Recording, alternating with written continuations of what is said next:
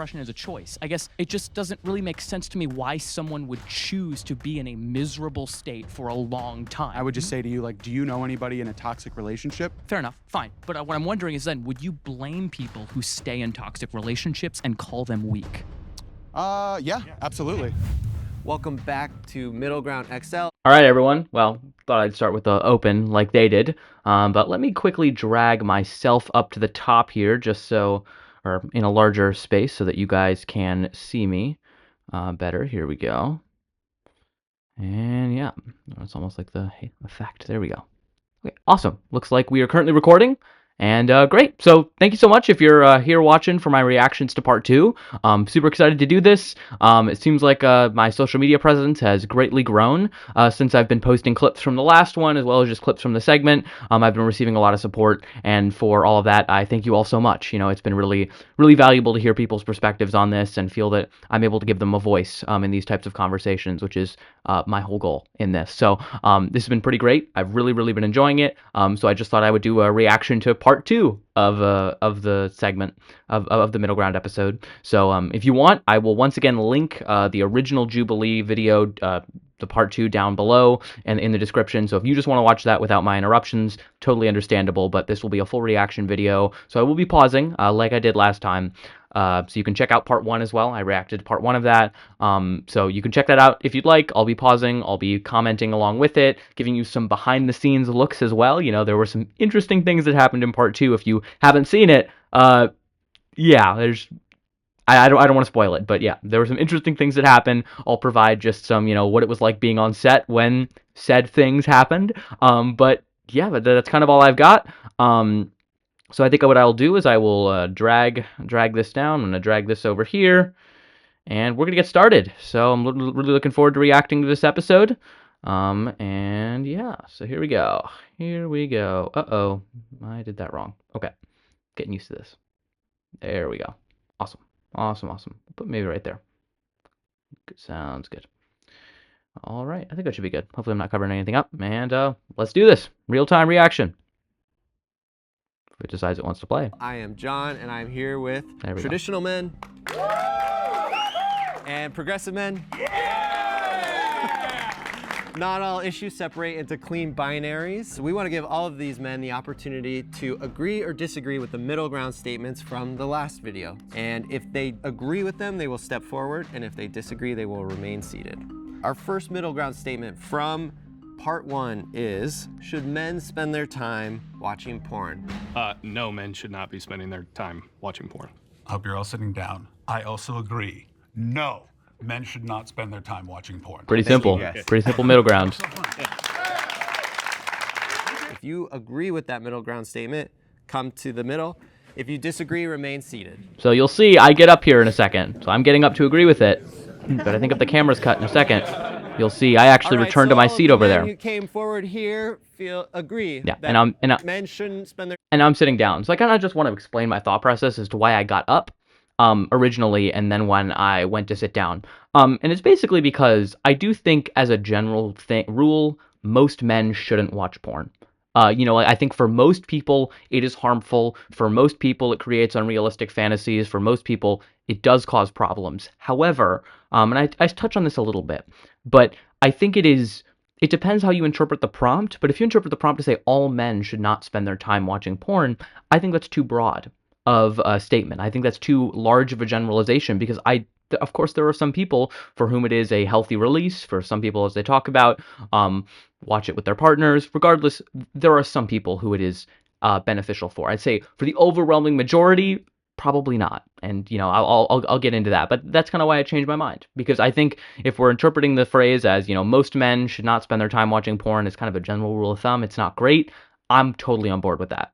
What I'm not on board with is this kind of moralism that you'll see from the other side that kind of like paints this as a, you know, massive stain on society inherently. Of course, there are issues with the porn industry. We'll get into that. I don't want to get too ahead of myself. But I kind of just wanted to explain why I originally got up, if you watch the video, but then end up sitting down. Is that I think it's too nuanced of a conversation for a blanket statement of men should not spend their time watching more porn, just because of how vast and diverse a group that men are. For many, it can be harmful. For others, I'm sure it can be good. So it's definitely kind of a case-by-case basis. So I'll stop talking now and let the video play and react further. So here we go. Time watching porn, and you guys are the degenerates who think I'm just joking. You are That was a funny reaction. I kind of want to go back. porn, and you guys are the degenerates who think I'm just I think my face is very funny there. I was not expecting John to go that scorched earth on us. Good Lord. John was really coming for us. Ayo.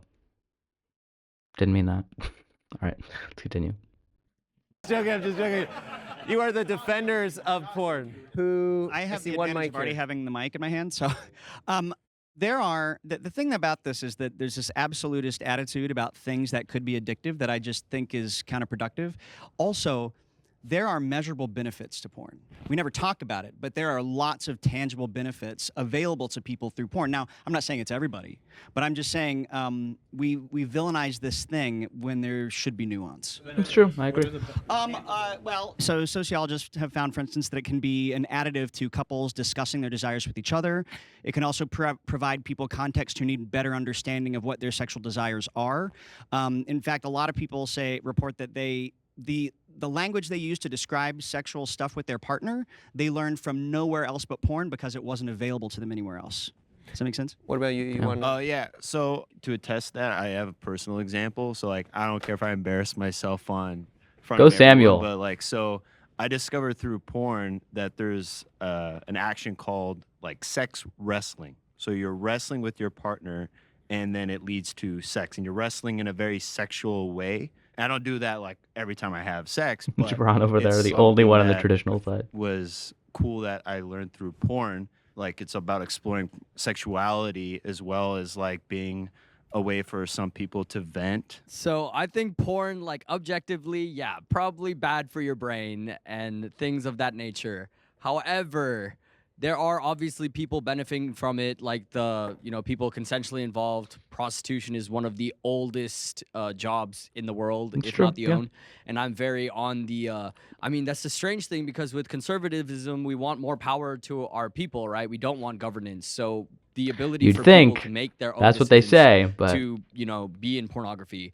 And then in terms of consuming it, yeah, like my boy said, you can't learn some shit, man. How you gonna learn how to eat a chili ring like properly when you're not watching porn on Bro Munchbox? is trolling the whole time. And then also there is a good release because some of us, there's a whole spectrum of sexual desires. Some guys are cool being, Mr. One and Done, but like, bro. If I'm not nutting, it could get crazy, bro. Who knows? You can't let all these menaces out on the street.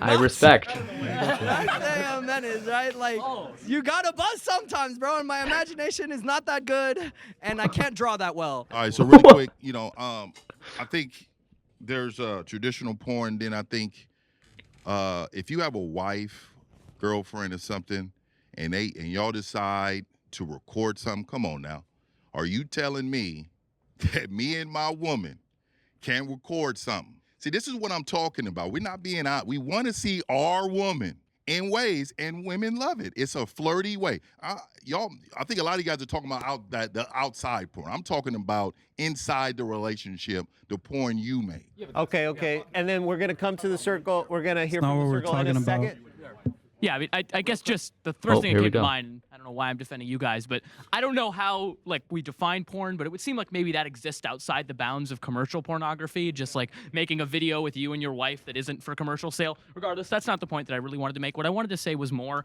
that I also really want to echo Ryan's point. Just regarding I don't think there are any clear binaries here. I think that I would be very sympathetic to everything you guys said, that if, a man were to come to me and say, should I watch porn on balance? I'd say probably not. And I think the negatives largely outweigh the positives. But I just think that humans are too vast and diverse to tell everyone what they should and shouldn't do. If you're not, harming anyone, if you're not hurting anyone else, now there's arguments to be made that there's certain aspects of the porn industry that can be harmful, and maybe those could be better regulated. But I don't think that we should go around saying that these benefits don't exist, or they shouldn't be considered, or for some people that they shouldn't do that. I'd say for most people, probably not a great idea because of the unrealistic expectations and fantasies that it does create. I am completely on board with that. I have had my own experience with porn, and if I could do it all over again, I do wish I hadn't watched it. However, I don't want to put that on to everyone. So Yeah. I don't think there's anything, just to speak to you right now, there's anything traditional or conservative about watching two strangers having sex online. It just seems very weird and bizarre. You're a cuck if you do. You're a loser.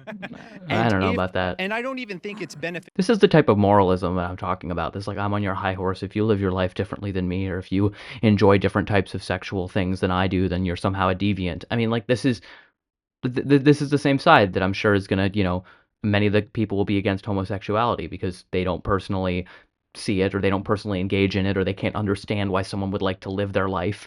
It's this kind of idea that I can never imagine myself in that type of situation, so I can't imagine it for anyone, so it shouldn't be a thing that's allowed. I think that that's a harmful type of idea. I'm not gay, and not at all. I'm not that is not something that I would enjoy. I've definitely explored my sexuality in terms of thinking about those types of things, and it's never seemed like something that's appealing to me. However, that doesn't mean that I want to stop other people from engaging in behavior that they find personally fulfilling. Like I said, if it's not harming anyone, I don't really know why we care so much about telling other people and consenting adults what they can do in their bedroom, and also which videos consenting adults can watch in their own bedroom or in private. It's just weird, dude.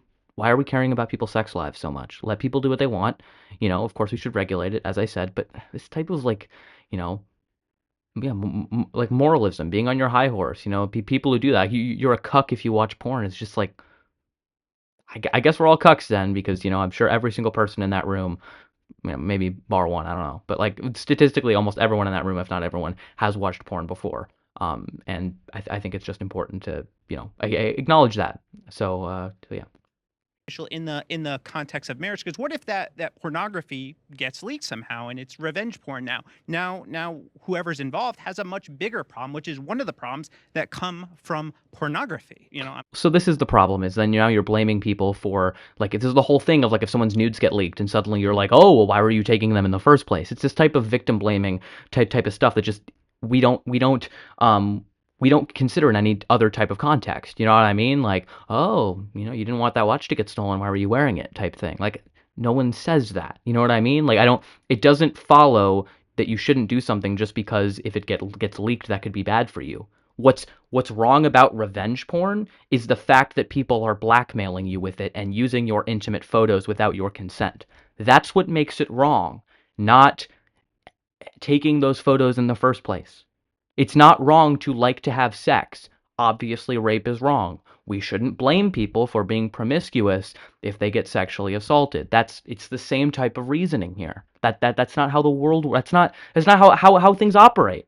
We address bad behavior, and the bad behavior is leaking the photos, not blaming the people for taking them in the first place for a completely different intention. And if those photos are used for something that they did not consent to and did not intend, then that's not on them. We don't blame people for getting beaten up because they were in a bad part of town. I mean, some people do. I think that's stupid. Blame the bad behavior. Don't blame people because they find themselves in a situation where their intimate photos have been leaked. It's just not this type of victim blaming stuff that doesn't really get us anywhere, and just we don't apply to any other standard. But within the sexual realm, suddenly everything else goes out the window, and suddenly we want to blame everyone for if anything goes wrong. You should never have casual sex, because what if something goes wrong? What if you get what if you get an STD out of that, or something like that? Like, there are risks with everything. We don't think that the risks should outweigh everything. We're not going to blame someone if they get into a car crash because they were driving. Like, what? I don't. So if people enjoy, engaging in that activity, and God forbid it gets leaked, that's on the leakers, not on them. So I want to push back against that. I'm a Christian. I believe in traditional Christian values. I believe that it's adultery. So you're committing adultery against your wife by viewing somebody else. So I just think it largely. That's ridiculous, Ryan. Like, I mean, frankly, that's just ridiculous. What defines adultery in the context of a relationship is breaking the agreed upon rules that you have with your spouse or partner. So I guess maybe if there's an agreement within the relationship that you guys won't watch porn and you watch porn, then sure, that could be considered a form of cheating or adultery, or at least not living up to the agreement that you made. But for everyone, absolutely it's not adultery at all. Is watching a movie that has a sex scene in it considered adultery? I don't think so. Would watching the 50 Shades of Grey movie be considered adultery? No. They're bad movies, but it's not adultery to do so. That's such a ridiculous claim to make. Um, and just in general, it's once again demonstrates how, he talked about Christianity. He has traditional Christian values, and thus he wants to prescribe onto everyone how relationships should work, what the rules should be, what should be considered adultery, what you can and cannot do. This is not freedom. This is, and for as much trolling as Gibran was doing earlier, he was making a good point. The conservatives love to tout this idea of individual and personal freedom, but as soon as it gets into an area like as we're talking about right now, suddenly they want to, tell everyone else how to live their lives. So, which I think just shows the fundamental contradiction in conservatism or conservative ideals and their touting of individual freedom. It's always individual freedom, and it's always do whatever you want until you do something that I don't agree with, until you identify as something that I don't agree with, or until you have a type of relationship that I don't agree with, or engage in behavior that I don't agree with, or wear a fucking skirt. Like, really? Like, so no, I don't. People should be able to do what they want in the context of our relationship. Two consenting adults should be able to do what they want in the context of that relationship. If they want to watch porn, that's fine. It's not cheating. If both people agree that that's fine to do within the relationship and you still call it cheating, that's weird. Why are you getting involved in their relationship? That's kind of all I have to say on the subject. Has societal implications. Also, if it were one thing that it was going to just stay in the bedroom and maybe just you and your spouse are going to see it, maybe, but but that's largely not the porn that we're dealing with. It's everywhere. Even if you don't want to see it, you unknowingly get exposed to it. I kind of want to ask a question to the men who are on my side of the spectrum. You talk a lot about like the benefits of porn and stuff like that, and those things might be legitimately accurate things, but do you have any gripes with like the porn industry as it exists nowadays? Yeah, with like the racism that's being exploited. Like, okay, Everything is problematic. It's not Of like course. anything we discussed on this show is without problematicness. But yes, porn is problematic, but that doesn't rule it out as valid. Yep. Nor is it by nature problematic, so let's not do that. And if I can, I think I would want to clarify too that porn in and of itself isn't the issue so much as maybe a lack of regulation and responsibility placed on the business side of porn. Correct. To where there needs to be more management and oversight. Whereas porn, just by the nature of its very existence, is neutral. I understand that there can be religious connotations that may make a different analysis of that, but at the end of the day, it's still people, right? And oftentimes, especially with the porn industry, not always, there are women that are at executive positions and in the top two, but is also regulated predominantly by men. And so I think it comes back to us as men being responsible for what we're putting into the world and what we're allowing to put out there. And briefly, if I can shift for a moment, genuine question to explore your mind. We'll explore that in a second because I do want to hear Chad's question, of course. But I think the thing that I also want to point out is just because there are problems with things doesn't mean that it is inherently problematic. And I think that is a good point. I mean, we see this largely, for example, with the legalization of marijuana. It is currently the case right now that, I am of the strong belief that marijuana should be legalized. It should not be a Schedule I drug. That is ridiculous. It just serves to lock people up. That's kind of beside the point. I don't want to get too sidetracked there. The point I'm trying to make is it is true with the legalization of marijuana. We have seen the consolidation of the marijuana industry and wealth and power within the hands of a few people, predominantly wealthy white men. And that does lead to exploitation, and that does lead to a lot of the profits of legal marijuana use going towards the top and leading to a larger wealth gap and further economic inequality. That is all true. That fact does not mean that marijuana should remain illegal. It's the solution to that problem is not to make it illegal. The solution is to better regulate the industry to mitigate those consequences. The same should be the case with porn. Absolutely, the industry should be better regulated. Absolutely, Pornhub should have to crack down more heavily on non-consensual stuff on their site or have to ensure that the people uploading there are not uploading videos of sexual assault. Absolutely, that should be the case. But just because something has problems doesn't mean that it is entirely bad and we should rule it out entirely. I mean, I talked about driving a little bit before. Thousands of people die in a car crash every single year. We don't ban cars. We think they should be more heavily regulated. Let's talk about fucking guns. Like, I don't want to talk about it too much, but yeah, people die all the time from gun violence. Gun violence is way more harmful than porn. Are you kidding me? So I would be shocked if a single person on that traditional side believed that, we should ban guns because of the collateral damage, maybe not even collateral, the direct damage that guns have on our society and the lives that they take. But of course, all of these indirect, side effects, damage that is done to individuals from pornography, thus that justifies banning porn. It's not. It's not. It's not about harm reduction. It's not about mitigating the consequences. It's about controlling people's lives. It's about imposing your worldview onto other people. That's what this is about.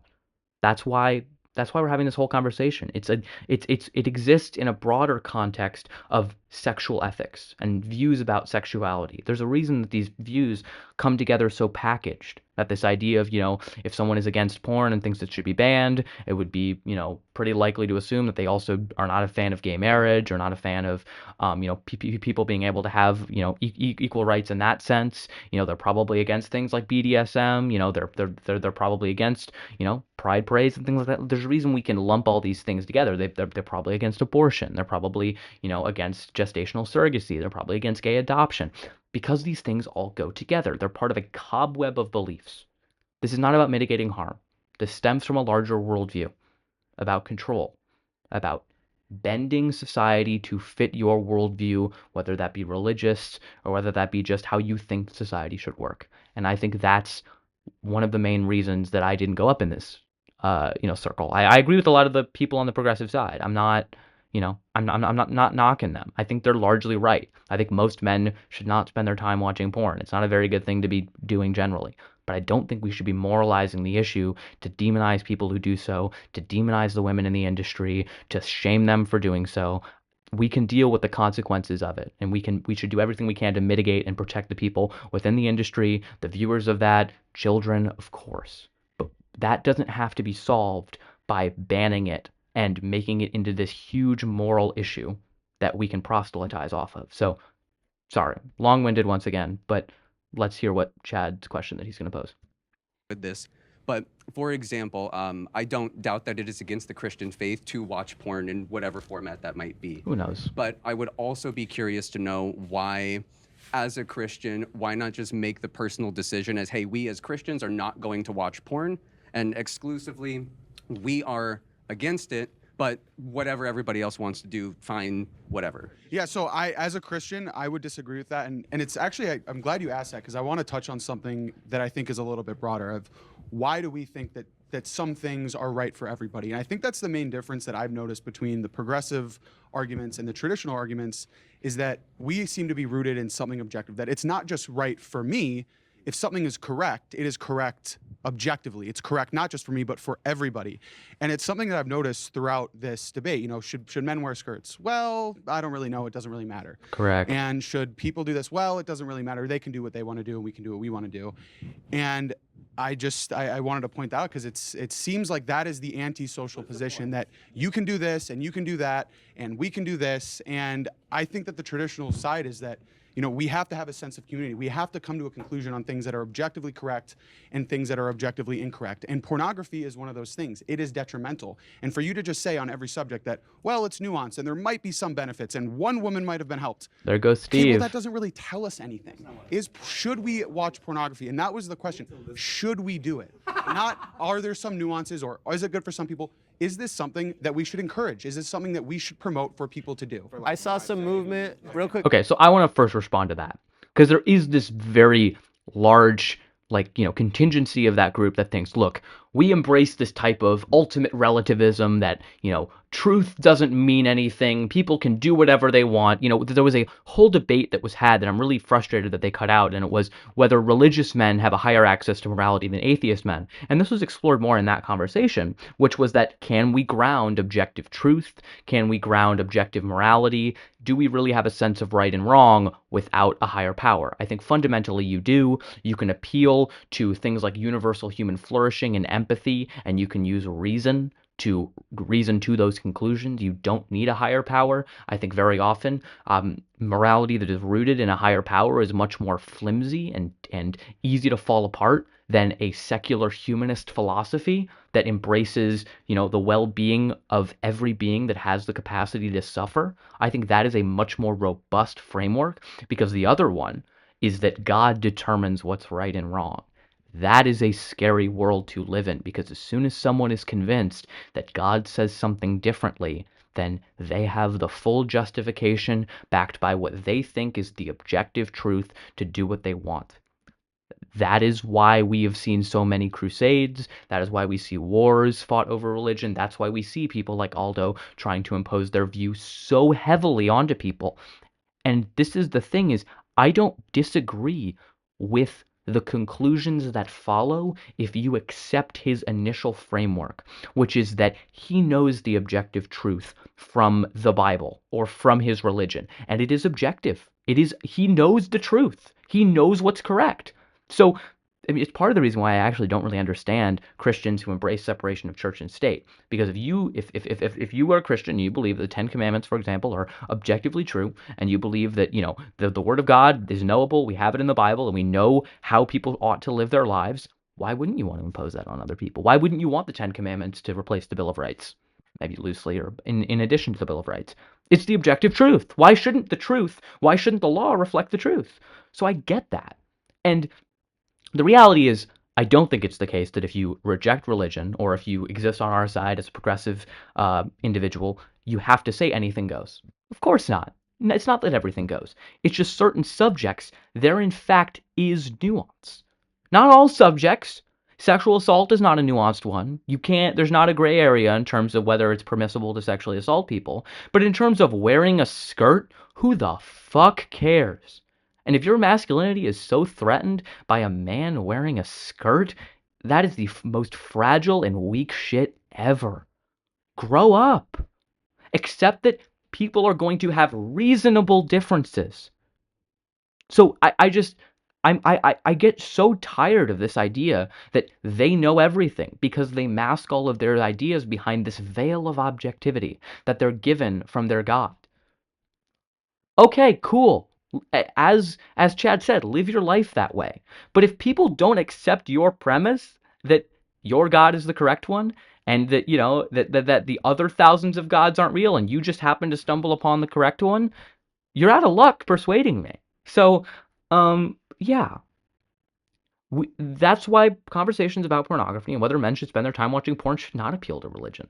And there are things that are good and there are some things that are bad for people. However, I don't think that porn is one of those things, one of those dividing lines, one of those is good for everyone or not. Porn is as bad as burning your hand on a cast iron skillet? Of course not. Absolutely not. So I think it's important to examine the nuance. I think it's important to understand that issues like this are nuanced and that we can't ascribe blanket statements to everyone.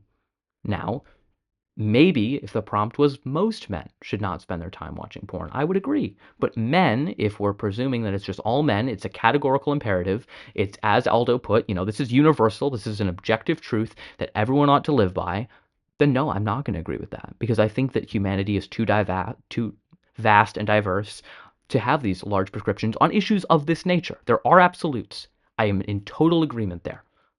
But this is not one of those absolutes. And certainly men wearing skirts is not one of those absolutes. So the fact that he uses that as an example, like, dude, if in order to accept your worldview, I also have to accept that it is wrong or it shouldn't be socially acceptable for any man to wear a skirt, you completely lost me. So that's kind of where I'm at there. Now let's hear what Steve has to say, because this is when things get a little interesting.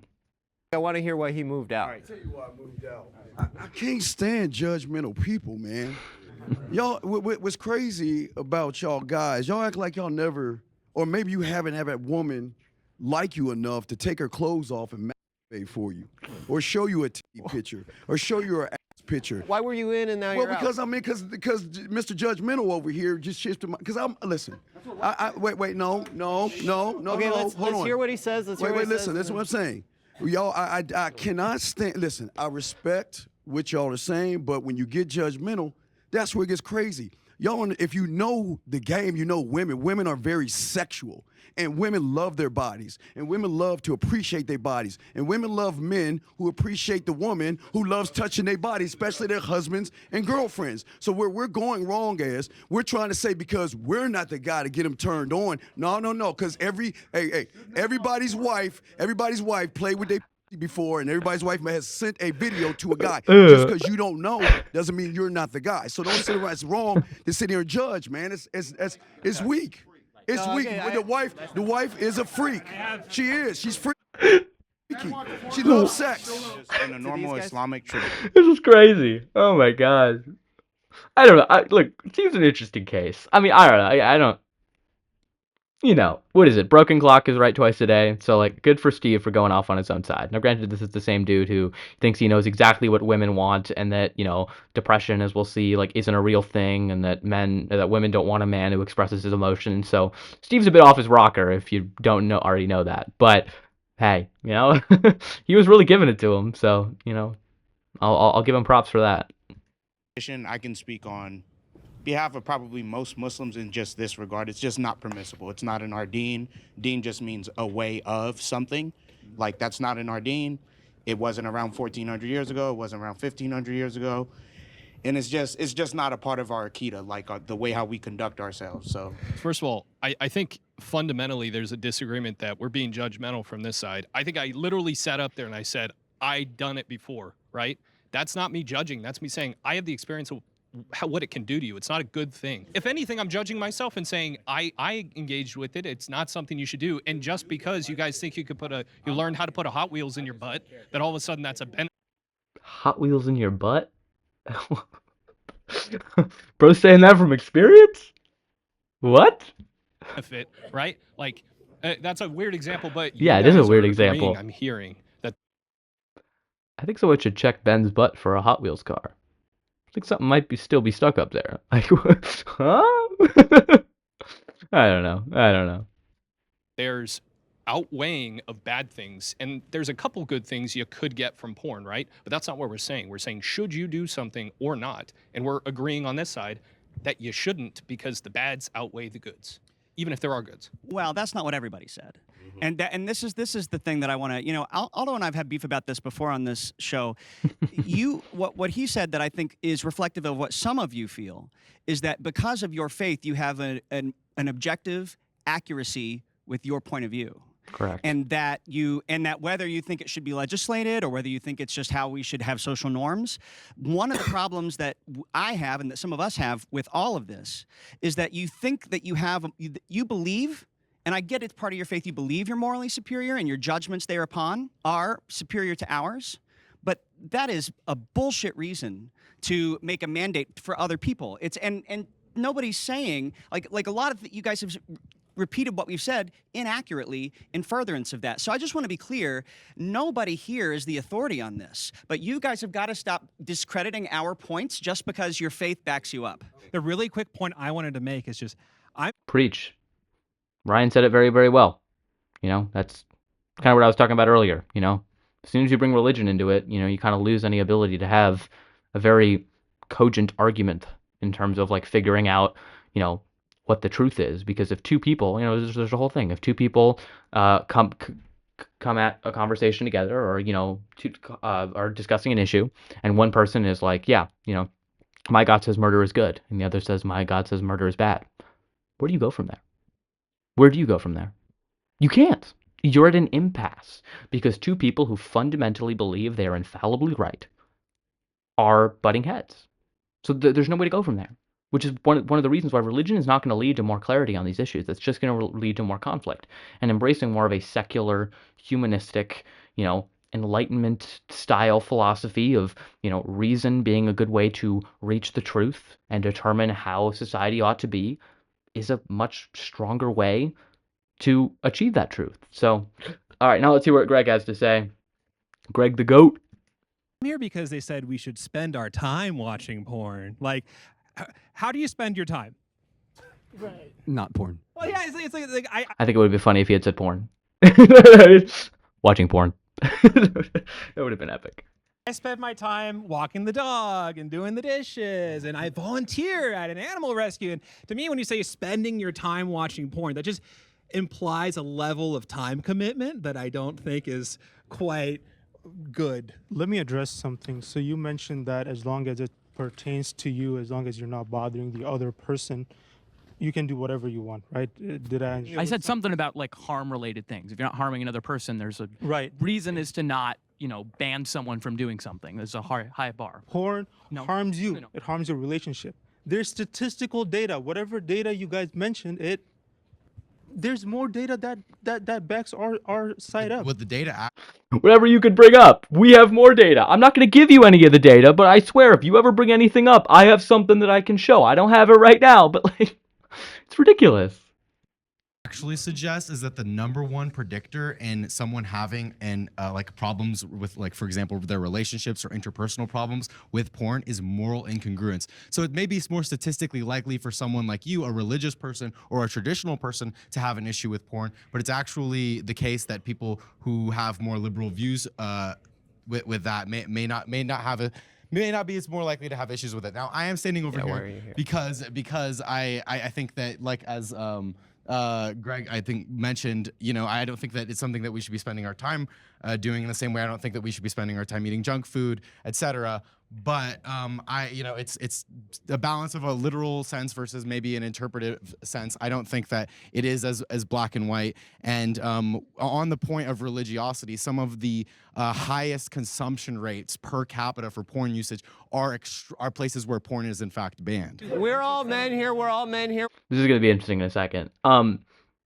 I agree with Evan. I mean, I think, and I agree with Greg for the most part. I don't think people should be spending like a majority of their time watching porn. The issue that I'm running into is that moderation is key to all of this. Of course, there can be people who are addicted to it. Of course, there can be people who, don't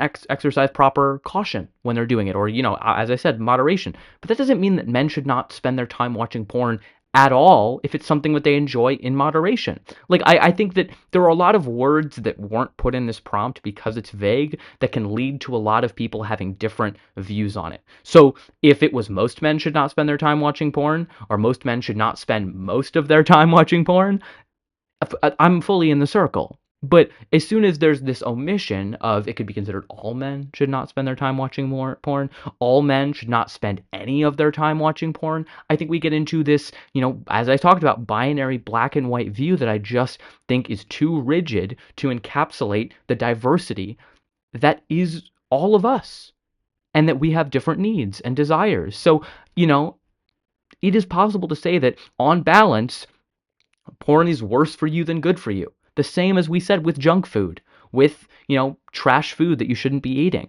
But that doesn't mean, drugs as well, marijuana, smoking pot, smoking weed. That's the same thing. What am I doing? Sorry, a little bit tired. Smoking cigarettes, things like that. It is true that people should not really spend their time doing that a lot of the time, but in moderation, it's fine. So it all depends on how it's being used. And I think that that's what's really important here. And I'm not going to get up there for a statement that could be easily interpreted as all men should not spend any of their time watching porn. That's too black and white for an issue that is fundamentally nuanced. So that's kind of where I'm coming from it at. So let's hear John try to expose all of us. We're debating porn. I want everybody reach into your heart of hearts and be as honest as you can. Have you watched porn in the last 30 days? Raise your hand if it's yes. All right, go higher. Now go higher. And I feel like there might be some liars there. all right. My lady sent me a nice video. Thank you, guys. Okay, Funny. let's reset. He did go a little further. So he did say, and I think did he say in the last week? I don't know. After that, then he said the last 30 days, and he said the last year. I haven't watched porn in a long time. I haven't had like a super big problem with it. I just find that it's kind of not very fulfilling, just long term. So I've taken it upon myself to not do that. So if he had said the last year, I have watched porn in the last year. I've not watched porn at that point and still, mind you, but at that point I hadn't watched it in the last week, and I also hadn't watched it in the last month. So that's why I didn't raise my hand. But if he had said year, I had watched it. It's something that I, engaged in for a time. Of course, as the overwhelming majority of teenage boys have done. So I'm not an outlier there, but it's not something that I currently engage in. But I would not tell every single individual that they should not spend their time watching porn, or any of their time watching porn, because once again, I think this is too fundamentally nuanced of an issue to be that black or white about. So, yeah. Moving on to our next middle ground statement. In part 1, the question was, are depressed men weak? And the agreed upon middle ground statement was. I guess men who are depressed should seek treatment. Men should seek treatment. Awesome. All right. That was a good middle ground statement. I don't feel like I If you ceded agree any with ground. that middle ground statement, come to the middle. If you disagree, stay seated. Wow, look at this unity. Yeah, so I definitely agreed with. Look at this unity. If only we had this unity in elections, you know? You know what I mean? If only, you know, the left was actually this unified in general. But I guess I'm glad we're that unified here. The prompt that depressed men are weak. I say that as someone who was diagnosed with clinical depression, and anxiety disorder actually too, brought on by being a cancer survivor. And it's not depression is absolutely real, and you can't control when it happens to you. It just does. It could be for any reason, a disease. It could be because a loved one passed away, so on and so forth. But it absolutely is a choice to stay depressed and therefore to choose to stay weak. Again, that's not to say that you can't seek help, which I did. I went to a therapist. I had a social worker. I did what I needed to do to get better and come out on top. And I'm all the more strong for it. I mean, I guess I just want to respond to that quickly. As the one who was, the one who was there for that prompt. I mean, I guess first off, I think it's important to distinguish the difference between the literal meaning of that. Depressed men are weak, I guess, in a weaker mental state because of their illness. Sure, fine, in no pejorative sense, or if we're not attaching anything onto it, in complete agreement. Outside of that, I do think that is a harmful idea, and I want to speak a little bit to something that you said specifically regarding the idea that depression is a choice. I guess it just doesn't really make sense to me why someone would choose to be in a miserable state for a long time. Like it doesn't make sense to me. It's the same like that. It's a choice because it doesn't have to define you. And you said something earlier about the rhetoric that it's harmful, but being presented with reality is what allows you to face it and do what you got to do to manage it and move forward. And I would agree with you. Since we're talking about treatment, we're saying. So being presented with reality is important.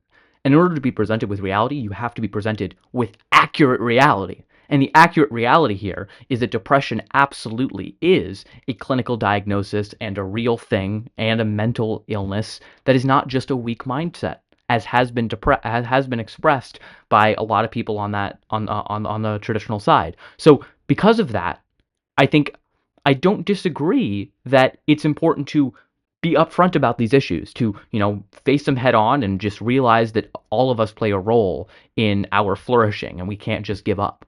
But primarily placing most of the onus on the individual when it comes to something like depression and mental illness, and not focusing on the external factors and not focusing on the societal issues, I think doesn't actually solve the issue. So just in general, I think it's really important to note that. Everybody here says men should seek treatment if they are depressed. Absolutely. Yeah. What was treatment like for you? What was that? It was hard at first, having to talk with a therapist, having to meet with the social worker weekly. But over time, it helped a lot and it got better and better. And that was an active choice that I made to no longer allow depression to affect me. So it absolutely is a choice. Well, I wanted to ask a question to you. You said, like, why would people stay very unhappy? Why would they choose to stay unhappy? And I would just say to you, like, do you know anybody in a toxic relationship? Like, why would people stay in one of those relationships? And there's a lot of different reasons, but for you to say that you don't know why people would do that. Fair enough, fine. But what I'm wondering is then, would you blame people who stay in toxic relationships and call them weak? Yeah, absolutely. And I find. And that's ridiculous. I'll let myself respond before I respond after myself. And I think that is a harmful rhetorical statement to make that demonizes people within those relationships as if they are either primarily at fault for the situation that they are in. I agree that everyone has some sort of personal responsibility for the situation that they exist in, and if people are depressed, they do have a responsibility to do so. But I don't think we should primarily reduce it to a lack of will. I don't it's think not a lack anyone of is. will. So, Well, absolutely you are. If you're blaming people in toxic relationships and calling them weak and saying that they just don't have the courage to get out of it, you're making the problem worse. You fundamentally are. That is the case. Depression is a type of illness, mental illness, the same way a physical illness is an illness. We don't blame people for not being able to get over a physical illness. Now, granted, I will say there, if we're gonna draw the parallel between the two, I do think some some things hold, and I think they are true, which is that, it is your responsibility, for example, if you are recovering from a physical injury, to engage in physical therapy. It's very important if you're recovering from a mental injury, mental illness, you engage in mental therapy. Engage in activities that are conducive to your well-being.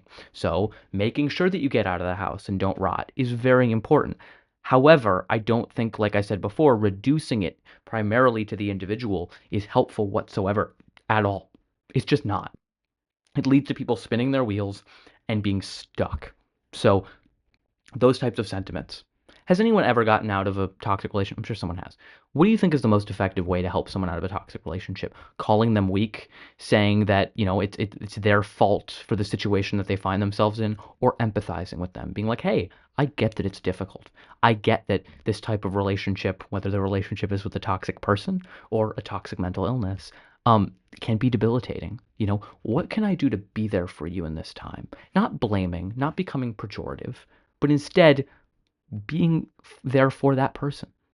And I agree sometimes you need some tough love, but I don't think this is the way to give that tough love. Tough love is strategic. Tough love is designed to actually make a situation better. As I think John points out later, before everything, all hell breaks loose, sorry to spoil, is that it is true that when you make those types of statements to someone who's depressed, you make the problem worse, because they turn inward. Then they're like, oh my God, this is a fault of my own. I'm not good enough, and then they just spiral and spiral and spiral. So it's just not the best way to go about this. Factually, it's false that this is primarily people's own doing, or that depression is something that is people's own fault. But regardless, telling people it's their fault and just focusing and honing in on that and focusing on it being a lack of will makes the problem worse. So if you want men to be less depressed, if you want men to stop killing themselves, as every single traditional man will always bring up the male suicide rate as soon as anything that's talked about men or the privileges that men have, they love to have that in their back pocket and pull it all the time. Oh, men kill themselves. And it's like, okay, we're the ones who are suggesting solutions to make that better, to have less men kill themselves, have men talk about their problems. But you're the one who are going to call them weak. You were the reason they killed themselves. So I don't want to hear that card be like thrown anymore. I think, does anyone else work in mental health? Kind of? No? Currently I'm undergoing my MFT program to become a licensed marriage family therapist right now. So I already work with people who have mental health issues. I already work as a caseworker, social worker, whatever you want to call it. And I won't push back on mental health as as it exists. If you're depressed, it's a weakened state of mind, like we said before, right? But I do want to push back on the idea that seeking treatment's easy, as someone who works in there. Yeah. Of course not. As you guys were saying, that like getting over that first hurdle. It's temporary. It's not permanent. Yeah. That's something that I would always tell myself. Me being homeless, sleeping underneath an MMA cage, getting ready to train the next day. And it's temporary. It's not permanent. Guys, he wants you to know he's a professional fighter. Did you know he's a professional fighter? He's definitely a professional fighter.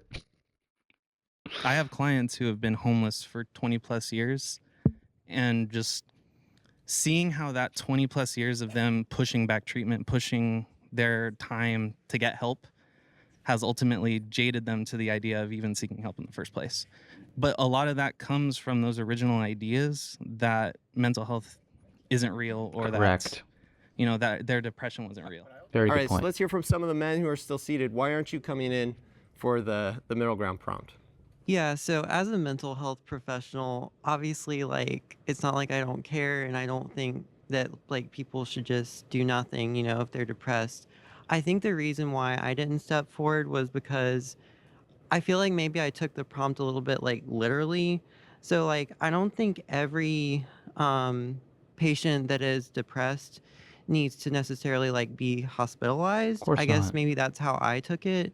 It could look like outpatient treatment, or maybe you don't, there's other things you can do. I know for me, if I'm really anxious, spending time with friends helps. The I am affirmations app, that really grounds me, and practicing mindfulness and going to the beach or shopping. As I'll point out, these are all forms of treatment, mind you. Like treatment, we did not say medical treatment. You don't have to seek medical treatment. Of course, medical treatment isn't necessary for everything. So the idea that anyone could be against treatment is ridiculous. I mean, this statement is akin to men who are depressed should do what they can to, you know, like deal with their depression. Like that, it's ridiculous to be against that. So I feel like I want to reread the prompt for you. Men who are depressed should seek treatment. Do you not agree with that? I'm saying that some people might hear that and think, oh, they need to be hospitalized. And I'm saying treatment doesn't have to be hospitalization. It Correct. can look a lot of different ways. So Right, but that's if why- we broaden that interpretation of treatment, are you in the circle? Probably, yeah. Okay. Come on in. Yeah. Well, not, okay. Yeah. And I kind of want to say All something. right, let's hear from somebody inside. Yeah, I mean, I just kind of like want to respond to that a little bit because I actually used to agree with that. And there was a time in my life where I was like incredibly depressed, and also just so happens to be the time when I was the most addicted to porn. But that's neither here nor there. But for the longest time, I thought that I could just like fight it myself, kind of like, you know, alpha male kind of vibes, just like, you know, overcome kind of like, stoicism type thing. Like I was really weakened in my faith at the time. So I didn't even feel like God could even help me because it was just so bad. And I was just like so depressed and so lost. Growing up, even as a, you know, evangelical Christian, is like therapy was kind of like stigmatized a little bit. It's just like talking to a therapist is, you know, that shows like a sign of weakness. And I was like, well, I'm a man. Well, I mean, I can't really show that side of weakness, but I'm just saying when I was at kind of the lowest of low in my life, I almost wish that, like going back now, I would have seen like a Christian therapist or something like much sooner because it is like, especially like with the porn thing and just being depressed, it's just like, it's really hard to come out of that yourself. Like you need community, you need people. And so I was actually in that side as I was going through that. But now that I'm out of it and kind of on the other side, I kind of understand why it's such like a big thing. I mean, that's really important and that's a really valuable perspective. I mean, I'm really glad that Nails provided that, you know. Personal experience will teach you that, you know, putting your head down and, you know, not seeking help over these issues because you think it makes you less of a man just makes the problem worse. There is a reason, as I talked about, that people who hold those types of sentiments, these traditional ideals of what manhood is, this idea that, among other things, that depressed men are weak and shouldn't seek treatment, that it's ultimately a fault of the man, are more than 2 times as likely to kill themselves. It's just the case. So if these people really care about men, their ideology is just toxic to the well-being of men overall, whether they want to admit it or not. So I appreciate Nils giving that testimonial. I think it's really valuable to hear from people who once believed that what they did and now have since come out of that and emerged. So I think good on him. I'm glad he's doing a lot better. But you know, I hope that some of those guys sitting there, you know, do internalize that. I think that's very important. Real quick, as a dating relationship coach, what I do with my guys, the problem is y'all can laugh all you want. You ain't got no game like I have. Laugh all you want. But anyway. You don't have game like you don't know any of us. Like, you know what I mean? Like, he's like, you guys don't have game. Do you know any of us? Like, I don't know. It's actually been really interesting watching the reaction to part 1 of the video so far.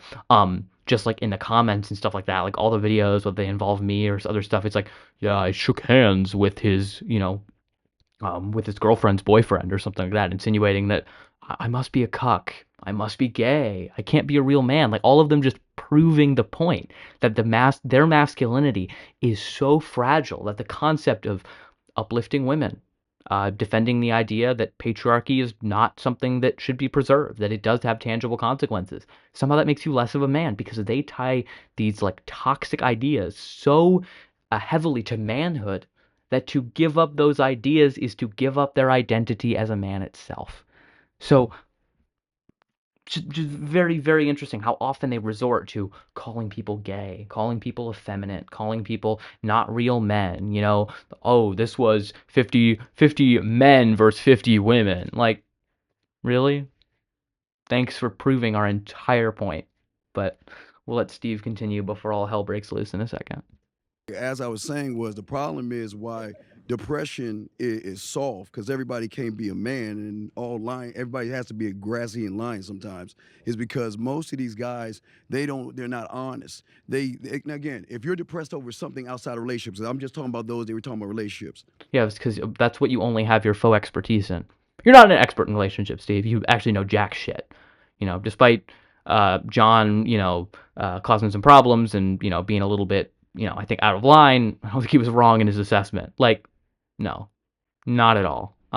So we're not just talking about relationships. Relationships is such a small portion of depression in people's lives. So what he says about relationships is wrong, but that's neither here nor there because that's not even encompassing all of depression in general.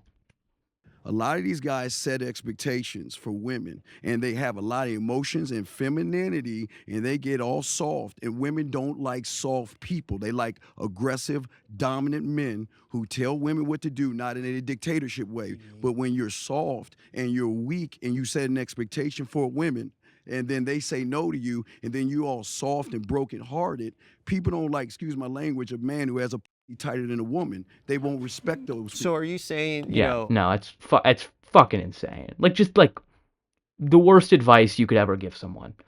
Women want you to not listen to them. Women want you to boss them around. Women want you to do X, Y, and Z. No, they don't. No, they really don't.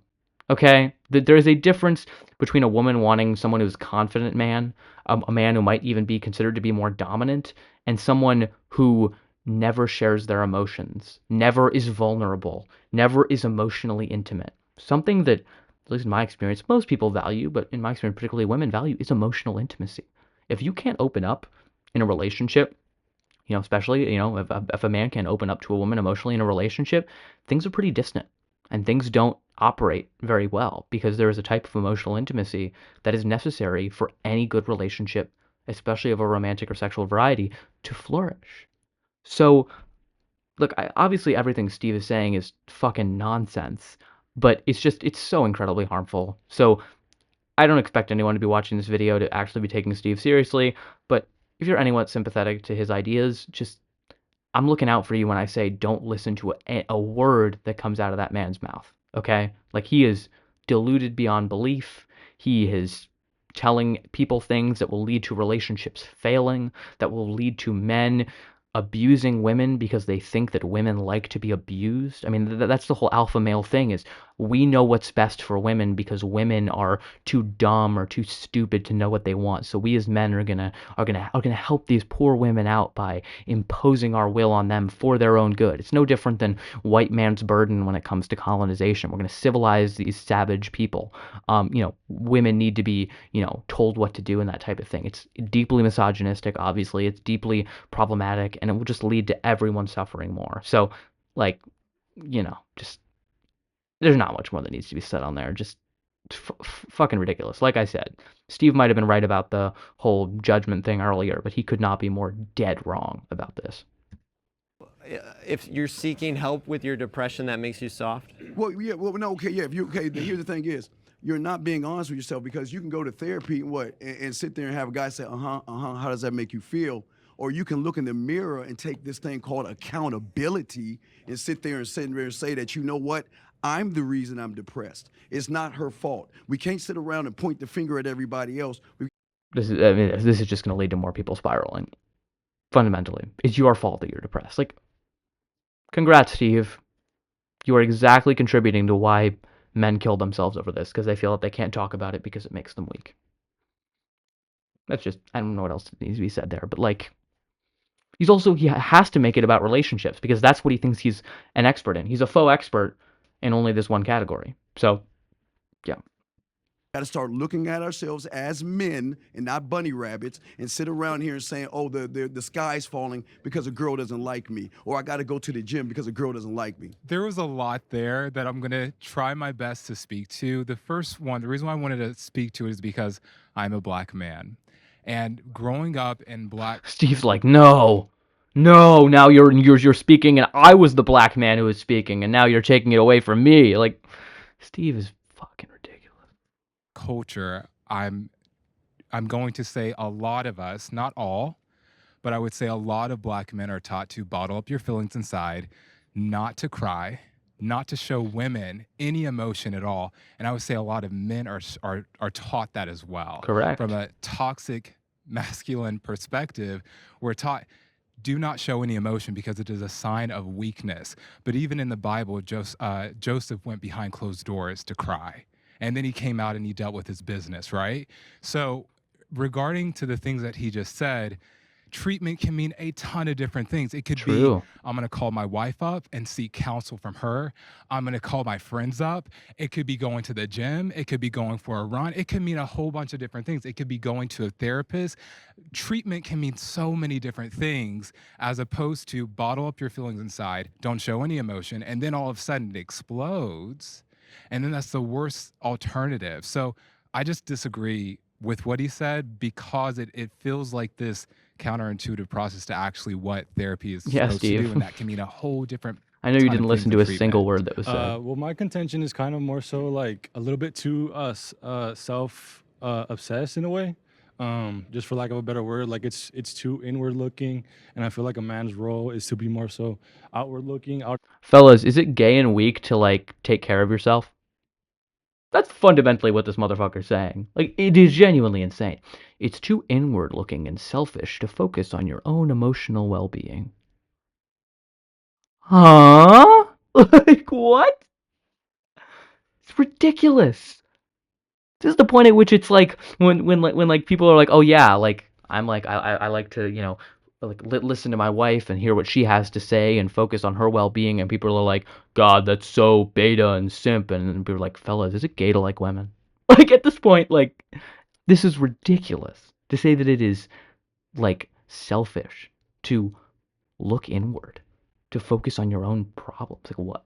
This is insane. In the world, taking care of business in the world, is sort of analogous to I'm sure some of the red would agree. It would be analogous to like the woman taking care of like the private home life, and then the man taking care of like the world. And it's sort of like that way we're kind of like looking in a little bit too much. A lot of it seems like it is genuine trauma, but then there's also a lot of it that is like people from like they take slights from childhood and they exaggerate them to a certain level to where they become a little bit too obsessed. And Fucking I don't think you bullshit. need some like psychiatrists that read a few books to tell you that you just need to be more self-reliant. You need to talk to yourself a little bit nicer and stuff like that. Just to respond to what both of you said. Yeah, before John instigates a fight, it's gonna happen. It's interesting. That is just insane. Like the comparison of the wife controls the inner home and the man controls the world. Thus, for a man to look inward is fundamentally to embody femininity.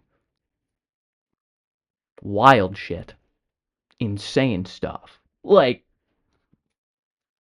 I don't even know. Like just so much of this is just so problematic.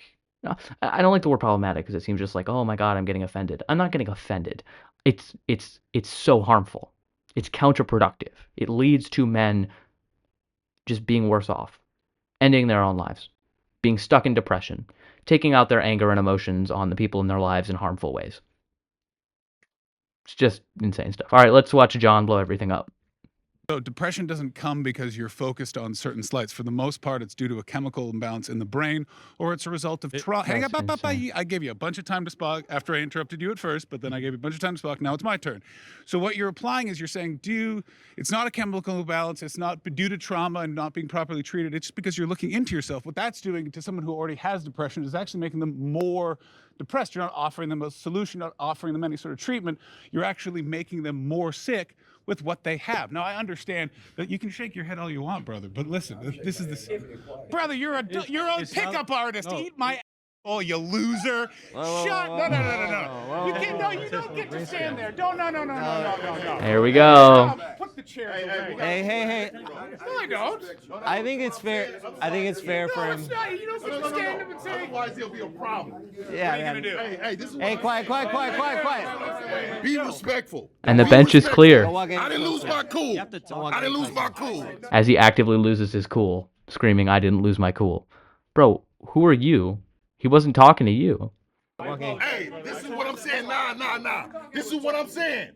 Hey, look. You was disrespectful. And then we're Eat your done. Bro, hey, I'm gonna tell you right now. What time we out of here? We gonna find out. No. We gonna find out. Hey, Oh, no, okay. we can't And then you gonna call the police. Hey, we and gotta be done. Hey, man, we gotta and be then done. you gonna call the police, right? We're gonna. Yeah, I'm we're gonna trying have to ask tell you. We're gonna have to Hey, ask you to leave. I'm trying to tell you. Hey, man, we're gonna have to ask you to leave. We're gonna This have was to a shit show. I'm gonna tell you. No, you ask him to leave. I'm That gonna was talk to him disrespectful, next. bro. We're gonna talk to him next. That was disrespectful. I'm gonna talk to him, but this isn't helping. Hey, well, let me just say, I apologize for being disrespectful. You need to pause it. And I apologize. I should have shown more respect. And to you, I apologize. I'm sorry, that was not in the spirit of what we're doing here. And I'm sorry. And I'm sorry too, man. Because ultimately, I don't want to be. I thought Neither do we're all human beings. I respect everybody. This is a shit show, man. This is like my brother here, man. Hey, guys, come over here. Can you come here for a second? John, can you come here for a second? Are we comfortable? Everybody quiet. Everybody quiet. Aw, they hugged it out. Aw. You never know. That could have turned into the sex wrestling they were talking about before if they had gotten into a wrestling match. You never know. Just say. I apologize. Sorry, John. Everybody take a deep breath, and then let's focus on what we're disagreeing on. Let's focus on the issues.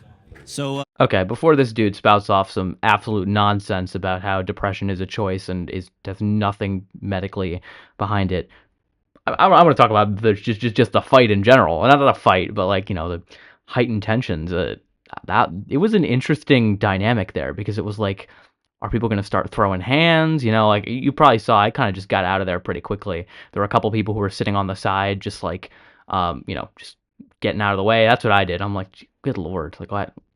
This is antithetical to what we're doing here, frankly.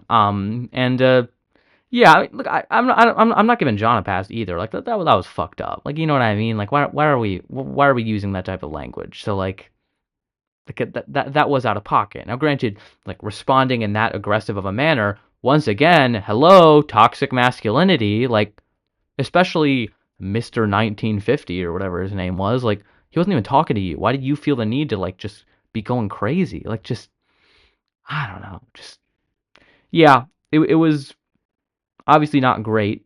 I was always wondering whether they were going to keep it in or not because it's entertaining, So I definitely know Jubilee's number one priority is entertaining because I figured out very quickly, despite the episode being called Middle Ground, they're not that actually interested in middle ground. They're interested in the viral moments, which fair. They're a YouTube channel. They thrive on engagement. Hence why the director was shooting down middle ground statements left and right, saying they weren't specific enough. No, be more controversial. When two people would reach a middle ground, she didn't like it, so I don't really have anything against her. I'm not trying to, this is not a slight against her, but it does, now granted, this was antithetical to middle ground. I mean, I guess maybe they made up at the end, but I don't know. It was a tense time for sure. I was wondering whether filming was going to continue actually, because I know there was some talk like take 5 minutes. I didn't know if they were going to ask people to leave. I didn't know, like if a full on fight breaks out, like that would have been the end of that. So fortunately, tempers were able to be diffused, but that's not great. Not great at all. This is why men need to go to therapy. Okay. You know what I mean? Like Mr. 1950 especially, like Jesus Christ. All right, let's listen to what this dumbass has to say. I disagreed with the prompt because I don't think we should seek pharmaceutical treatment because I'm against pharmaceuticals. I'm sure he's against It's gonna vaccines ruffle too. some feathers, but I don't believe in depression as a mental illness or a mental disorder. I believe in it as an experience that is caused by external factors that are in your control. And if you guys say, oh, he's bullshitting, I have a bachelor's in psych, a master's in counseling, I decided to not do the therapy path because I didn't believe in those practices. So That's fucking scary, dude. You should not have a degree. These are like the anti-vaccine doctors. Like, that's cool. Yeah. Okay, flat earther. Like, you know what I mean? Like, I'm not going to legitimize this position. It's utter nonsense. It's utter bullshit.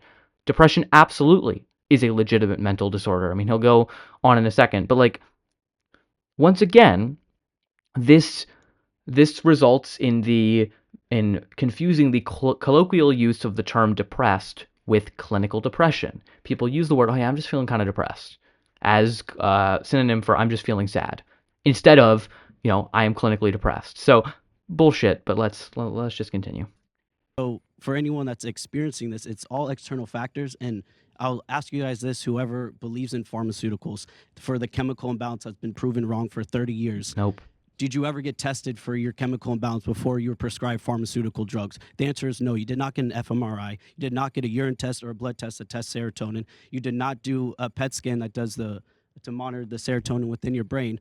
So I'm just letting you guys know these are pushed on as a way for big pharma to push that depression is real, and I just believe it's an experience that everyone will experience. Push that depression is real is insane.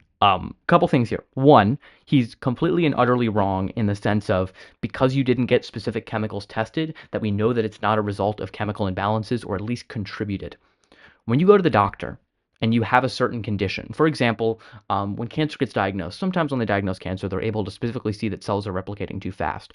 There is also a laundry list of fucking symptoms that are consistent with having a certain type of cancer or having a certain illness. And if you meet certain diagnostic criterion, then they're able to correlate those symptoms with the illness.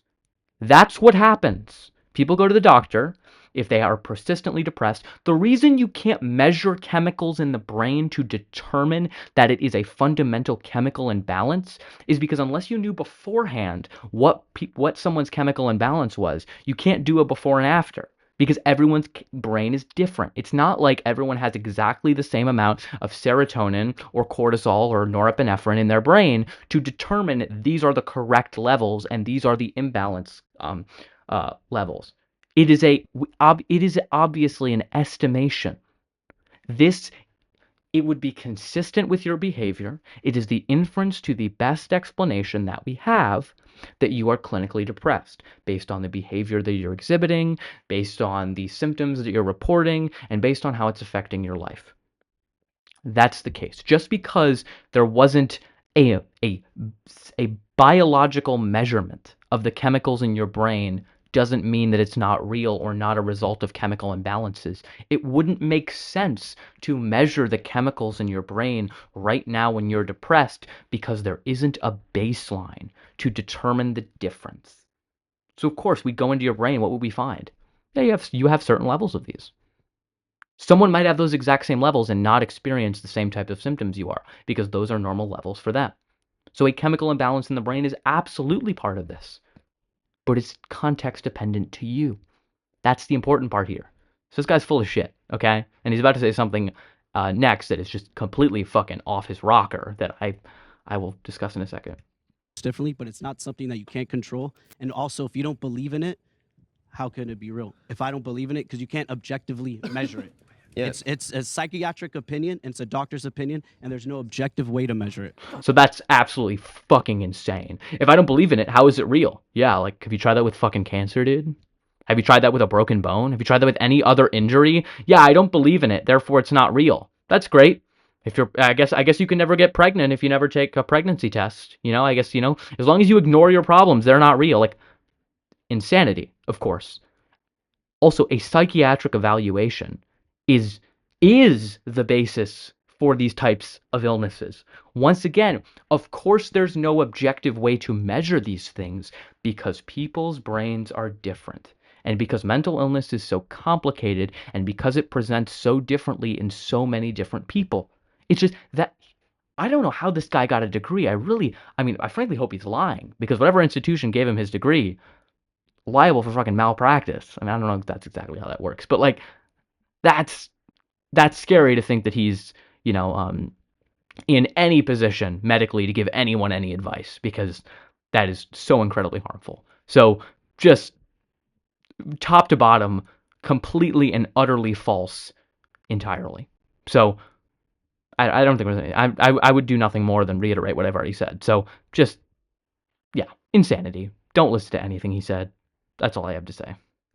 What would you say to a man, though, who is in a, you know, subjectively in a state of depression, if not seeking treatment? Oh, I said I'm fine with seeking treatment, just not pharmaceuticals. Cool. What does the fucking prompt say, dude? Men who are depressed should seek treatment. Never said pharmaceuticals. Of course, not everyone should get pharmaceutical treatment for everything. That's not what this is. Against Gotcha. pharmaceuticals. So you're pro-treatment your first thing for anything, if you're feeling depressed, is you do the 5 components of your physical health: your diet, exercise, sun intake, hydration, and sleep. Those are your first 4. Then you could go to spirituality, you go to accountability and routine. You could fix your social connections, but you don't need a drug to tell you to alter your brain to tell you have a disease that's not objectively measured. That's the thing about mental illness is it can't be objectively measured. Because objectively measured implies a baseline and implies that everyone reacts the same way to the treatment or the same way to the different chemicals in the brain. Someone can have the exact same chemical balances as you in your brain and be severely depressed or be severely fine because you are different people and your brains react differently. That's why this is not the same as just fracturing a bone. So that's all I have to say on the subject. He's just so fundamentally wrong on the nature of mental illness. And it's really, really hard to sit here and listen to him just spread this utter nonsense and misinformation, especially from the, standpoint that he claims that he's like a mental health professional or whatever he claimed he was. Like, just awful. I just want to respond really quickly to the guys over here. So the reason I got up is because I was sitting down is because it said seek help. It didn't specify how help. I agree with you. If you're feeling depressed, internally look, deal with it yourself, get up, I'm a Christian, and turn to Christ, turn to God, deal with it myself, get back up and do it. That's help. I mean, Maybe ask God why he made you depressed in the first place. Like, I don't want to get into that too much, but like, really? I guess God has the power to make you not depressed. He also apparently has the power to make you depressed. Like, I don't know. That's a whole tangent, but like, I hate the whole seek Christ, seek God, just turn to that. It's going to make everything better. Like, shut up. it's not pharmaceutical. I completely agree with what Steve said about strength and being an accountable man. I completely agree with what was said over here. I just think that the reason I stood up was because I see help in many different ways. I acknowledge it. I'm not at my best right now. Let me get at my best. Let me do what I have to do. Let me speak to God, speak to my family, that kind of thing. Just very quickly, I second that, by the way. I just wanted to say that as men, we should be uplifting and helping and inspiring each other. When it comes to depression, whether you believe it's your fault or not, whether you believe it's real or not, whether you believe it's a disease or not. Whether you're right or wrong, whether you're right or wrong, whether you're right or wrong, like, okay, yeah. Well, whether you accept the truth or reject the truth, like, okay. It does affect people, and we see what happens. The ramification of it is suicide. Correct. Taking your own life. Yeah. I can speak to that personally as well. I did attempt to take my own life 3 times, and the reason why I mention it is just because 80% of men make up the suicide rates, which is 5 times that of women, and it's due to depression and primarily loneliness. And so But also men choose more lethal methods generally in terms of ending their own lives. I believe it is men and women attempt suicide at similar rates, if I'm correct. I don't have those numbers, so I could be wrong, but I think it's relatively similar rates. It's just men are more often successful in their attempts because they choose more lethal methods. So regardless, still a very big issue and something that needs to be dealt with. I think if men reached out to other men, a lot less of that would be happening. I think like as far as you go, I largely, especially working in the field now, I largely agree that overall, I think there's a lot of different ways for treatment. It's not just pharmaceuticals, it's not just therapy for somebody. But I think at the end of the day, there are some people who do need pharmaceuticals, specifically those with a drug-induced schizophrenia. Being in the field, I don't know if you worked in the public sphere as well. That's something I see a lot every day. And those people without their medications can't function at all. Correct. Overall, I think that there has become an over-reliance on medications within the mental health field. I would agree with that. But I think that's a symptom of the idea that mental health is something that is as treatable as a cold. Agreed. It's something that can be just wiped away with a couple of pills. Whereas I think it does matter what your group is. It does matter, who you hang out with. It does matter what you think about yourself overall. Like that's kind of the main idea with depression too. I mean, part of it too, and before we move on to what Nippon has to say, I think he's very correct. Nate is very correct on that. That it's much easier to treat a problem as a medical one instead of a societal one. It's so much easier to be like, oh, just take these pills, you'll be fine, instead of let's restructure all of society to deal with the problems that you're facing. So, absolutely, it is definitely the case that there is an over-reliance on pharmaceuticals. This kind of push to medicalize a problem, because if we push it into the medical domain, we think it'll be easier to solve, because if it exists outside of the medical domain, then I guess it exists primarily in the social or political sphere, and everyone knows how hard it is to actually make meaningful change in those domains. So just in general, could not agree more with Nate. I'm really glad that his presence was there, and I'm glad he was able to speak as a mental health professional that's not completely off his fucking rocker like Daniel. So, all right. Over reliance on pills is also a symptom of the pharmaceutical industry and their lobbying towards giving more and more patients more and more to the bottom line. I want to point this out too, because I think this was made a lot of the time. It's kind of leveraging this like hatred of the pharmaceutical industry to kind of like demonstrate that depression isn't real, when in fact you can believe two things at the same time, which is that the pharmaceutical industry is evil. Is evil in terms of just general big pharma is evil in terms of extorting people who have illnesses, regardless of whether they are physical or mental illnesses, and trying to price gouge every single dollar that they can out of the people that they're most vulnerable.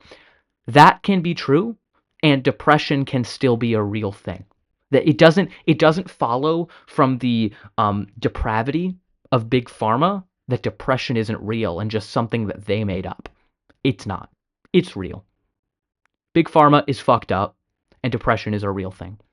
That's the truth. So we need to stop leveraging the, as I said, the depravity of big pharma as to kind of just like as like a sneaky way to push this idea that depression isn't real. They just made it up. Like, no, it's a real thing, and we need to help people as best we can. And sometimes it is pharmaceuticals. Let's make those drugs more affordable. That's the solution there.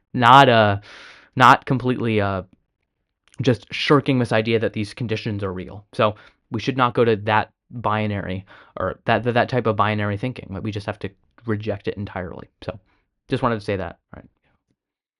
But the reason I switched, because everyone seems to be inviting people back in every time they say they like this version of treatment, but that version of treatment.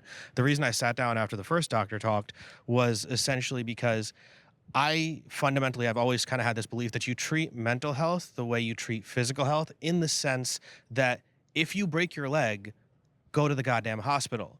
But if when you fell, you just scraped your knee, stand up, suck it up and keep moving. So that's why it's not always like, oh, does this need a treatment protocol for more vitamin D by going for a 10-minute grounding walk barefoot? No, we don't need to systematize everything. Just like for the smaller stuff, just be normal and like push yourself to be a better version of yourself, and that'll resolve most of it. I think so. I agree completely, and I think Greg might get into this a little bit. That's not what the prompt says. It's not men who experience any sort of diversity should seek medical treatment. That's not the prompt. The prompt is men who are depressed. And men who are depressed in the sense of have clinical depression should seek treatment. Who knows what exactly that treatment is? If they are depressed, not if they're just sad, not if they're just feeling down, if they are persistently in a state where it is negatively affecting their functioning because they aren't able to be in a headspace to be productive and, are just in a healthy headspace, absolutely they should seek treatment. That's just the truth. This idea of like, oh, I like skin my knee. Yeah, I'm not going to go to the hospital. But the question is not men who skin their knees should go to the hospital. It's men who do break their legs should go to the hospital. That's what depression is. Depression is debilitating. And this idea that it's not legitimate is what's driving that type of concern. It is a legitimate thing. And this idea that Nippon is still using it in its colloquial form. Men who are sad should seek treatment. No, that's not what we're saying. Of course not. If you are sad, there are times where it's like, suck it up. Yeah. If your dad died, of course you're going to be sad. And, you should definitely reach out to people and, utilize your support system. But that's not the prompt here. So people keep twisting the prompt to mean what they want it to mean. The prompt means what it means. Men who are depressed, men who have clinical depression, should seek treatment, however that means. I don't know why there's anyone sitting down. And the reason people are sitting down is largely because they think that depression is not a real thing. And that's the harm that needs to be dealt with. All right, let's hear from Greg. Hit us with a truth bomb. I think what you are touching on here is the fact that there are different levels of severity with depression. Thank you, Greg. Right? Like have you heard of treatment-resistant depression? I mean, It's what it sounds. Basically, is what it sounds like. You know, Yeah, the I treatments figured don't really work, and there are a lot of, you know, I'm not in the health field, but there are a lot of physical measures of depression. Depression is a physical illness. You have reduced hippocampal volume. That's part of your brain. You have differences in your serotonin, your dopamine, your No fair, you got norepinephrine. notes. Your cortisol goes up. How unfair. You brought facts, you know, like. Your inflammatory markers go up. You can see differences in the electrical connectivity in your brain. Depression might not even present the same way, right? Like it could be Correct. episodic. So I think that we're having kind of a reductionist conversation where a lot of people are thinking about their personal experiences, and they are taking their personal experiences and using that to infer what should be done. Whereas, like, for example, I cut my finger the other day. I drove myself to the urgent care and I got it stitched up. If it had been a less bad cut, I would have slapped a Band-Aid on it. If I had shot my arm off, I'm not driving, right? So I think that a lot of this depends on factors that we're not considering, and I think that's just something that is an important context to add to this conversation. Yep. Hey, before we go any further, All right, let's skip. That was something. Okay. Okay. Relationships. That Wow. was the question. Should men be the leaders in Ugh. romantic relationships? Here we go. That was the question in part 1, and our middle ground statement was, If a man is failing in his leadership role, then a woman should be able to step up. Yeah, I agree with that. A woman should be able to step up if her man is failing as a leader. All right. All right. Okay. Appreciate you, man. Appreciate you, man. It's been a pleasure. you know, if you agree, go in. I will say that's one of the most enjoyable conversations, or at least like I feel like the most productive, the calm ones. I think that Kino and Niels are both like fantastic speakers, fantastic communicators, and I felt like there was a lot of understanding that was come to that both individuals came to. Now, granted, I don't agree with the middle ground statement. I think Kino conceded a bit too much, and I just don't think there was middle ground right there without either party really conceding. But we'll get into that more in a second.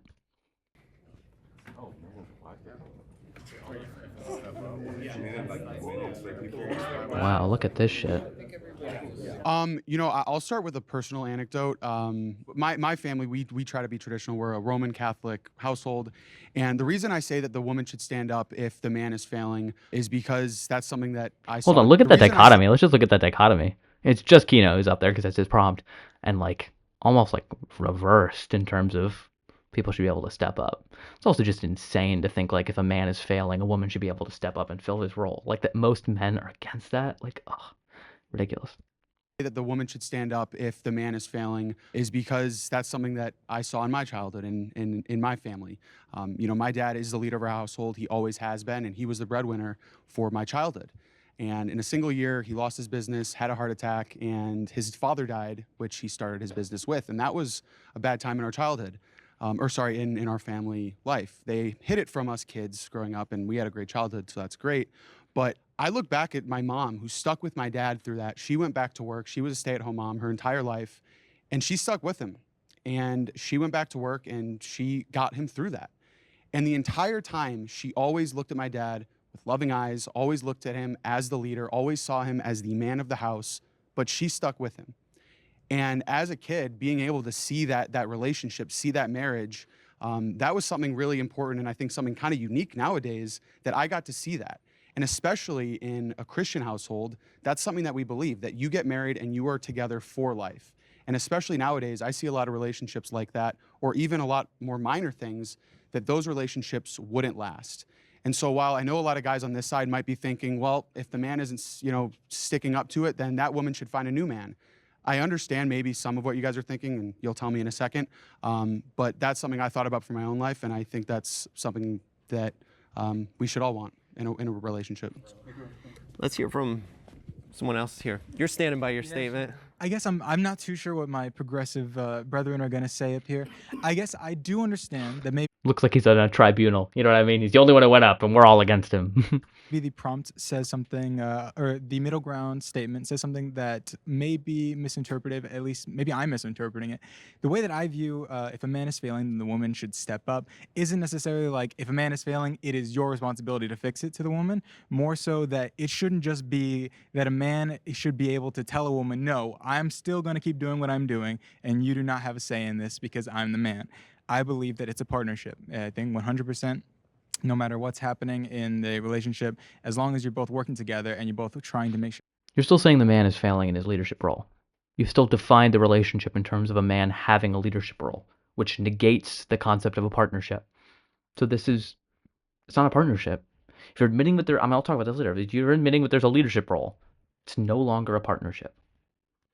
That you have a successful life together and a successful life for your family, then that's all that matters, regardless of the leadership roles. Not necessarily that one person needs to lead or the other person needs to lead. More so, we all just need to work together because that's what we got married to do, and that's what we agreed to do because that's what the partnership is. Let's hear from. I'll take this. Oh, one you're coming in to start off with, if you don't mind. The reason why I cannot join you all typically in the middle is because I'm gay. So that whole entire argument is completely has a wrecking ball, because how I view relationships from a homosexual male to male, when I mean relationship, it's more of a partnership. Now, yes, I've had great, experiences where my mom and dad have been together for over 40 years and they love each other. And I've seen where my dad has taken the blow and my mom has had to step up. But that doesn't apply to my circumstance, because as a gay man, sometimes it's 50-50, sometimes it's 30-70. It just depends, and it's not cut and dry. Yeah, so I think that we're still sitting here because that middle ground basically affirms the initial question that men should lead. But if he can't lead, that's when the woman. So that implies then that men should lead. Correct. So and most of us take an egalitarian view that it's like a partnership. So that's why we're still here, because women should lead only if the man can. You know what I mean? Correct. So that's kind of the caveat right there. I struggled with that as well. I came over here. What was your name again? Sorry. Kino. Yeah, Kino got me over here because I was, a lot of this for me, I've been struggling with how literally to take all these prompts. And the way he described it, I do agree with his framing. I do agree as well that, we shouldn't assume that one gender is taking the leading role. I do think a good part of an interdependent relationship is if one person is in a role, whatever that role is, or whatever those roles are, and they hit a speed bump, the other person kind of steps in. I'm married. I've been married for 10 years. I'm gay, so I also relate to my fellow gay man's confusion about some of these things. But there's been times where, I have really struggled and my husband has stepped up and vice versa. So in that framing of the prompt, I agree, and that's why I came over here. But I do agree that some of the implications are uncomfortable if you look at it a certain way. The reason why I'm sitting over here is because I think that no matter what adversities we face, like being someone that's married close to 20 years, sure, it's okay to have those moments, but it's not my wife's duty to step up. It's maybe, her duty in a relationship to remind me that, like, hey, I understand you're going through something, hey, you just got fired, or hey, you're going through something tough. It's good to hear her kind of be like, hey, don't worry, like, I'm here, but it's not her job now to be like, all right, it's time for me to step up and like start making more money because you're making less money. It's never okay, because it also creates like this continuous back and forth of. Yeah, it's called a partnership, back and forth. It's kind of the point of a relationship. It should be a back and forth, and it should be a collective, agreement or collective operation. I don't know. I'm missing the word right now. It should be fundamentally a partnership. Two people working together for the benefit of the relationship and everyone involved. So, yeah. Maybe even creating like a dependence on my wife. I'm like, oh, it's okay to be weak, or it's okay to. It's funny that they cut to me there. I was fucking fed up. Like, I'm like, oh my God, what if I'm dependent on my wife? What if I lean on her for things that I need? Like, why are you married, dude?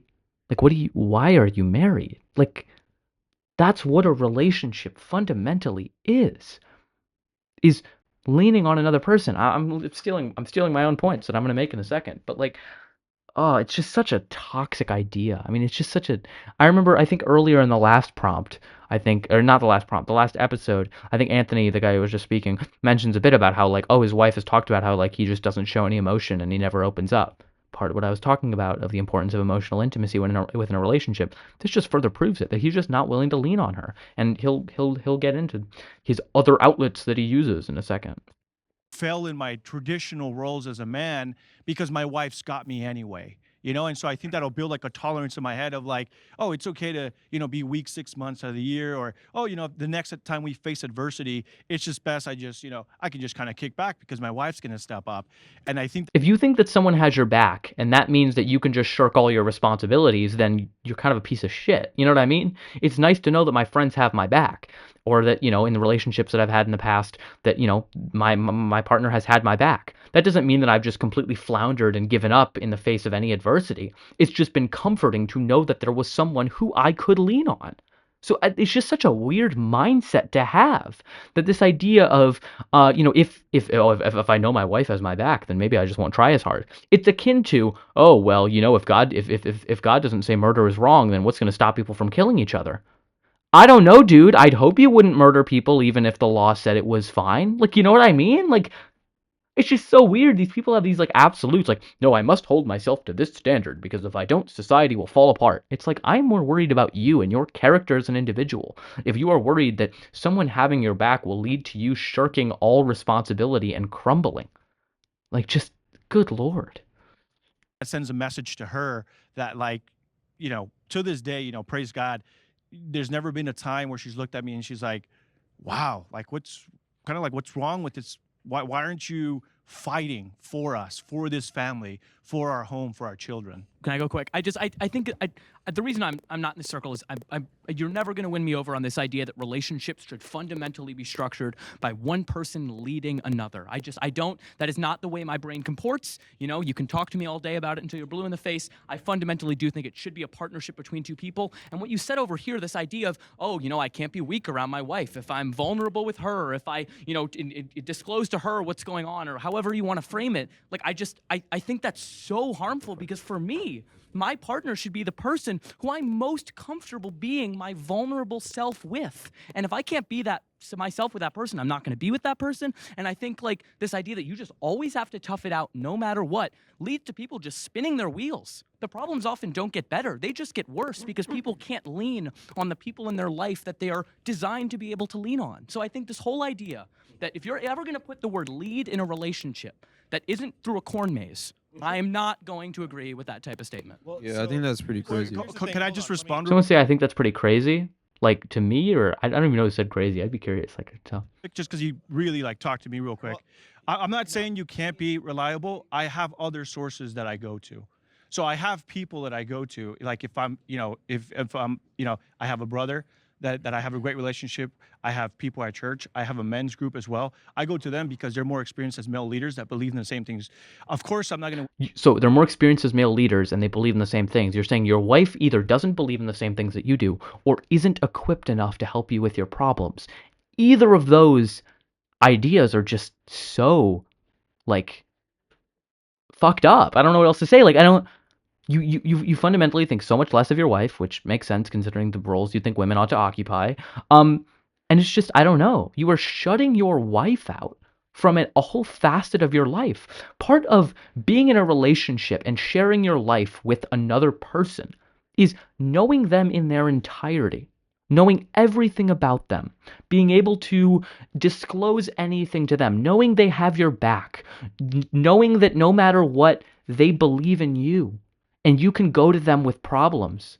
It's just, I don't get it. I don't want a partner who I have to not share things that are important to me or that are affecting me really like intimately. I think a relationship like the one Anthony's describing is one that is not fully flourishing, is one that is being hamstrung and held back by this false idea that, that he needs to adhere to this masculine idea that is literally holding him back from being intimate with his wife on an emotional level. And he talked about it in a previous segment when he talked about that there was an issue in terms of like that his wife had said like he never like shared his emotions. It makes sense. So I think he's depriving himself of the deepness and richness of a fully symbiotic relationship and what that can provide. And just, I don't know.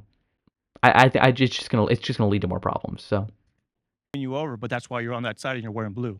I'm not going to win you over, and that's why you're wearing blue. Fair enough. To be fair, I didn't frame it very well as like you're never going to win me over. Granted, I was kind of just being honest. You're not.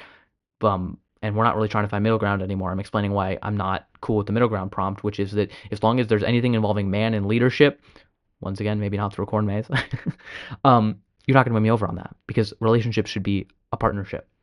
This is not, a man versus child type thing. It's not parents and their children. The amount of times that people want to infantilize women and say that, oh, I'm just protecting my woman, in the way that people describe children is just kind of gross. It's just misogynistic. It's infantilizing. It's, shows their belief in the inferiority of women. So, I mean, I try to respond a little bit. Fair enough. But let's just move past that disagreement. We all talk about like how it's supposed to be a partnership, and the reason I am here is because a partnership also, I know you're gonna hate this, but delineating in a business sense, a partnership has different responsibilities. It has people who are best at certain things. When it comes to even depictions of Hindu deities, there's one famous depiction where the body is physically split in half, one side man, one side female. Partnership is different than leadership. Business partners are usually considered to be on the same level, not one of them being the boss of another. That's kind of antithetical to a partnership. So that's not what you're talking about. So then there shouldn't be someone in a leadership role. Because here's the thing, leadership is a, can I swear, shitty job. Leadership is a shitty job, and it's a menial job. What do women have? Women have the power to give birth, create life, to generate and guide the next generation. That is a far more useful purpose of like basically being like the Marie Curie and like guiding the growth of a nation, rather than, oh, I've got to figure out what we're doing for like. I won Greg back. Can we see that? I won Greg back. Let's go. I got Greg back. That's all that matters. I guess we lost Nate, but still. Checks and balances in our house. Is that leading? What do women do in that sense? Is that leading? Because they're creating. But you're putting what men do in this category of leadership. Men lead. What women do, that's not leadership. Listen, people have been throwing rhetorical versus literal all day today to an annoying sense. Literally, leadership just means to lead for like making a decision. Now, correct. Anyone that's here that's married, I'm not married, but anyone here that's married, no one's taking a decision like in a vacuum without their partner. That's the quickest way to divorce. They're all taking into consideration. So the word leadership, because of all like the toxic masculinity, red pill bullshit on YouTube, sounds bad to people's ears these days, but a man's job is to create order. A woman's job is to create the universe. That's a nice deepity. If you heard the term deepity before, it's basically something that sounds profound, but is just very shallow. Women's job is to create the universe, but they have no role in leading that universe. They create the universe, but it's up to men to determine how that universe is run. Is basically how this gets broken down. Let him figure out the basic bullshit. Let her build the destiny. You're still giving him the final say. Why? No, who has the final say? Leadership. No one said. Ultimately, I've heard it many times. Oliver, let's just pass the mic to someone else. I see my a wife hand. can consult me. My wife can talk with me about it, but ultimately it's up to me. I heard No. it somewhere So over some there. people, but So Aldo's saying nobody said that. Happy to. I will clip this right now. This is going to become a clip on social media, and I will go back into the previous episode when I believe Mr. 1950 literally said, there's going to be times when I say no, and you have to listen to me, and you have to respect my final say. Something along those lines. I'll find that clip. Aldo, I doubt you're watching, but if you are watching, maybe this is going to be a clip now. Here we go. Insert clip of insert the clip of the individual saying that insert the clip of the individual saying that men should be leaders because that means they get the final say. And here we go. Hey guys, Shane here. I had a quick question because it's kind of interesting because I'm kind of held up on the word should.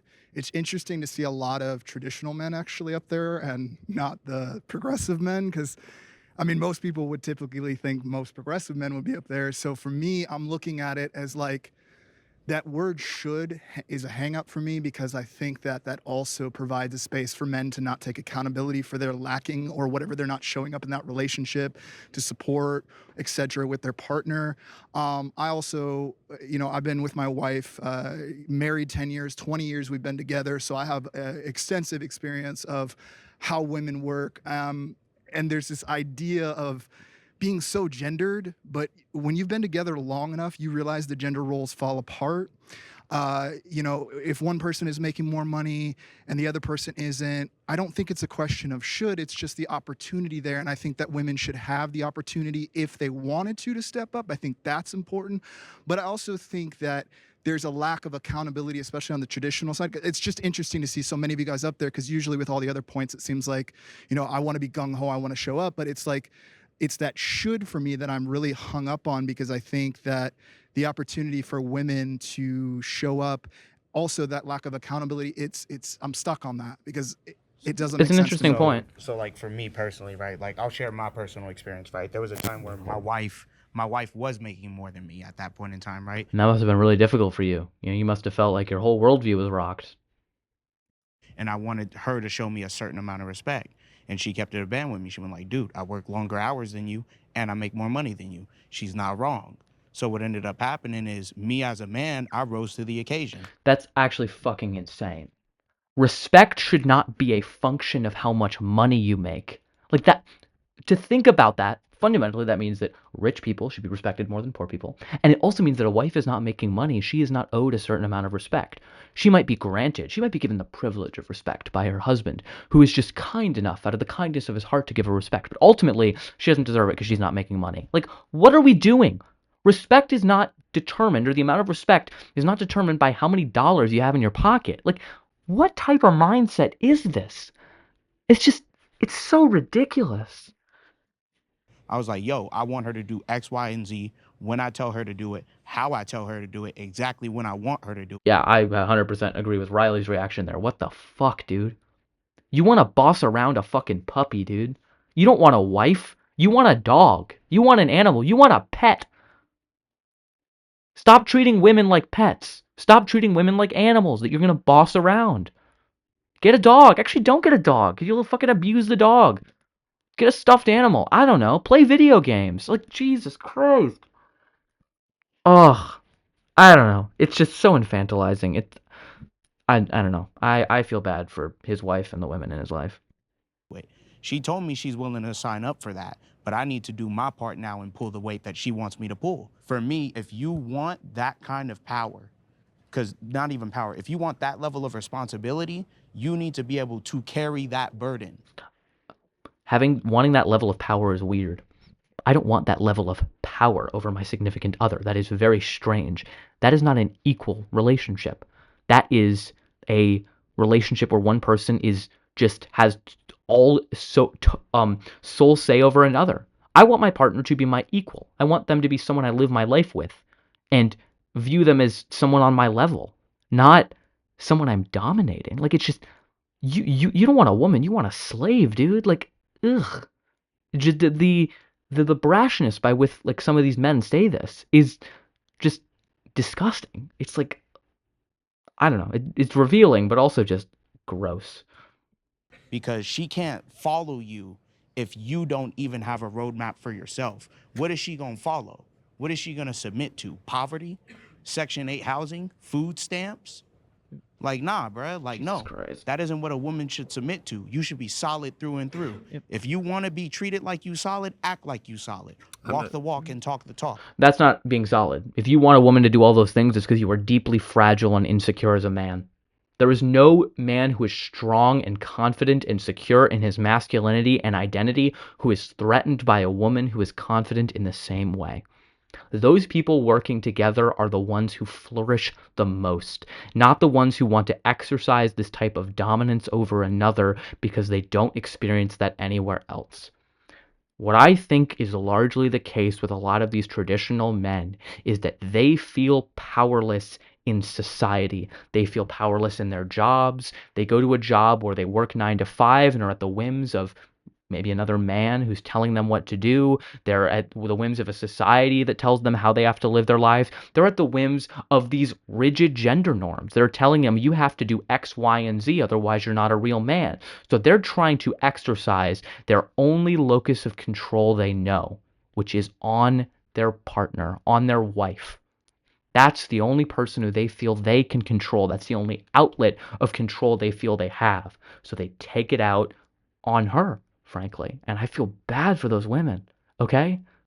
Like, this comes from a place of trauma, really. You know what I mean? Like, feeling like you are broken, like you are not enough. And in order to be made enough, you have to live up to this role of protector, provider, leader, and, like, frankly, dominator. Slave master is almost what it seems like. Like, it's gross. when I see men talking about, I'm going to come in and be this traditional man and take care of the finances, yet now there's this stipulation of like, well, actually, if I'm not doing my job, you got to show up. And I think for traditional women, I don't see trad wives actually. I see them going, hey, let's get another man. Really? That's what, I mean, that's typically what happens with traditional women that are looking at their men and going, hey, you're not providing for me. I mean, if that's the mindset that the two consenting adults agree to have, that, hey, I want a traditional marriage, I want to stay home, I want to raise the kids. If the man's not making the money, then, I mean, just from your perspective, it sounds like you're more of a progressive relationship by looking at it that way, because it's like you're actually providing an opportunity for women to work, make income, and support, which seems more of a progressive relationship than a traditional one. Right. So I totally not about the accountability. And like Anthony said, you know, I think when you're saying it creates a space for men to not take accountability, totally not talking about that. Right. And I think there is also a view that trad wives, they don't do any hard work. They just No, I'm sit not with saying the they didn't kids do all any day, hard like- work, but there's an expectation that the financial side is taken care of, because that's the male's role to go out in the world. So it's confusing to me as a progressive listening to someone who's claiming to be traditional when it really sounds extremely progressive for you to be like, I mean, even the gentleman over here was like, hey, you know, I have my wife and she works from home. I mean, that's not technically then traditional if she's working. I mean, if we're just going on the baseline of what a trad wife is, when we see trad wife content, we see baking, babies, we see all that of those stuff is things. We just don't see pornography. beyond the financial, like, He's- you know, Okay, it's I not am- real. hello. It's made No, for no, social he's- media. no, hey, Aldo- But Aldo's isn't that completely right fantasy on that you one. guys are trying to create for yourselves? Going to Aldo's point, and just for me to say this, me personally, I don't believe that your father failed at all. It just for like unfortunate circumstances that actually led to that happening. Number one, and number two, just like you said before, like all these women with these trad wife contents, yeah, it's like pretty much like pornography, not like in the sexual sense, but just like the point that they're trying to actually get. Yeah, 100%, absolutely. Yeah, guys, like yes, I'll actually be one of the first to agree. Times have definitely changed. It's not like how it used to be. Like due to like a lot of economical factors, it does take two incomes to actually go ahead and keep a household going, raise the kids, etc. And one of the reasons why I'm here sitting down, like the reason why I'll probably actually just disagree, is because yeah, I do believe that yes, men should lead, and it's just super crazy how we just continue to go back and forth with this kind of thing, because yes, men naturally lead. Nope. Women naturally follow. That's just not true. It's just not true. It's fundamentally not true. Based on what? Naturally implies some sort of natural explanation. Women biologically are followers. It's not true. It's not true. I don't know what else to say there. He's just pulling this shit out of his ass. He's turning something that is a societal custom or norm into a biological fact, which just isn't true. There's nothing really more to say specifically on that. And I don't really understand like why we're just saying like, oh yeah, like, well, women can do X, Y, and Z. Yeah, like, don't get me wrong, that's actually true. But the women that I've seen in these leadership roles, in these more dominant roles, are super unhappy and resentful. You look at some of the what do you some of the mean? marriages too, where women are actually leading their household, they actually get divorced most of the freaking time. You know what I mean? So Why? Good question to ask why. Maybe it's because they have the freedom to. You know what I mean? I talked about this a bit in my part one, in the part one response video. Lack of divorce rates does not imply the health of a marriage. It's not the case. Just because traditional marriages may have lower divorce rates doesn't mean the marriages are better. It largely means the woman can't fucking leave. Have you thought about it that way? Maybe the reason when a woman is in a position where she's financially independent and is not reliant on a man, she leaves more, is because she doesn't have to put up with the fucking bullshit. She doesn't have to. She's financially independent. She realizes that she doesn't want to adhere to these types of roles. She doesn't want to, and she has the freedom to do so. That's not indicative that women are unhappy making more money. It's women are unhappy in relationships where men are not fucking pulling their weight. That's what that's indicative of. And Evan gets into this in a second. And also I'll let him say the next part. it's just super crazy. They actually resent their husbands for actually not being the breadwinners. No. They are not built to be in the trenches. Oh, Jesus. for making the money and on top of that maintaining the household. I'm actually familiar with the research in regards to women making more than men and then having a higher divorce rate. The reason for that was because, and you may have actually noted or hinted to it earlier, was because despite making more of the money, they were also had the burden of doing all the household chores and Correct. all of the sort of domestic labor. Yep. So that was more of a fault of the men not stepping up and fulfilling what many of you would consider the feminine role in the household and not doing some of the domestic labor.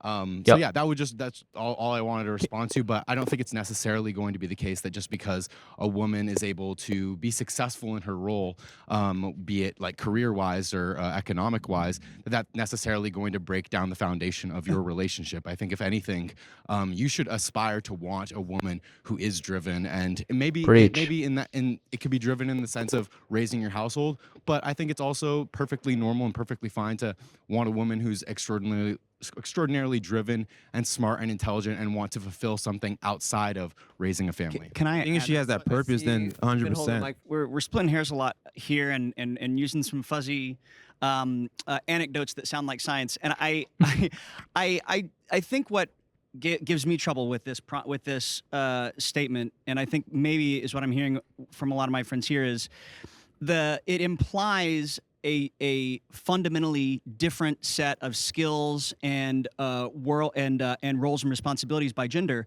And that's and I think the point I want to make is it's totally cool for you to choose that worldview for your family, but there is no scientific basis that there is a predisposition among men to be better leaders than women Correct. or anything like that. That's so I think the issue is it's a difference between what's right for you because you chose it and what's right for everybody because you think that's how everybody is. So do you believe that men and women have natural biology, psychology, societally even like natural dispositions where some may have strengths and weaknesses, and whereas the other one might have strengths and weaknesses that sort of complement each Well, other? so no, yes and no. Yes, because everybody is a gender, but Correct.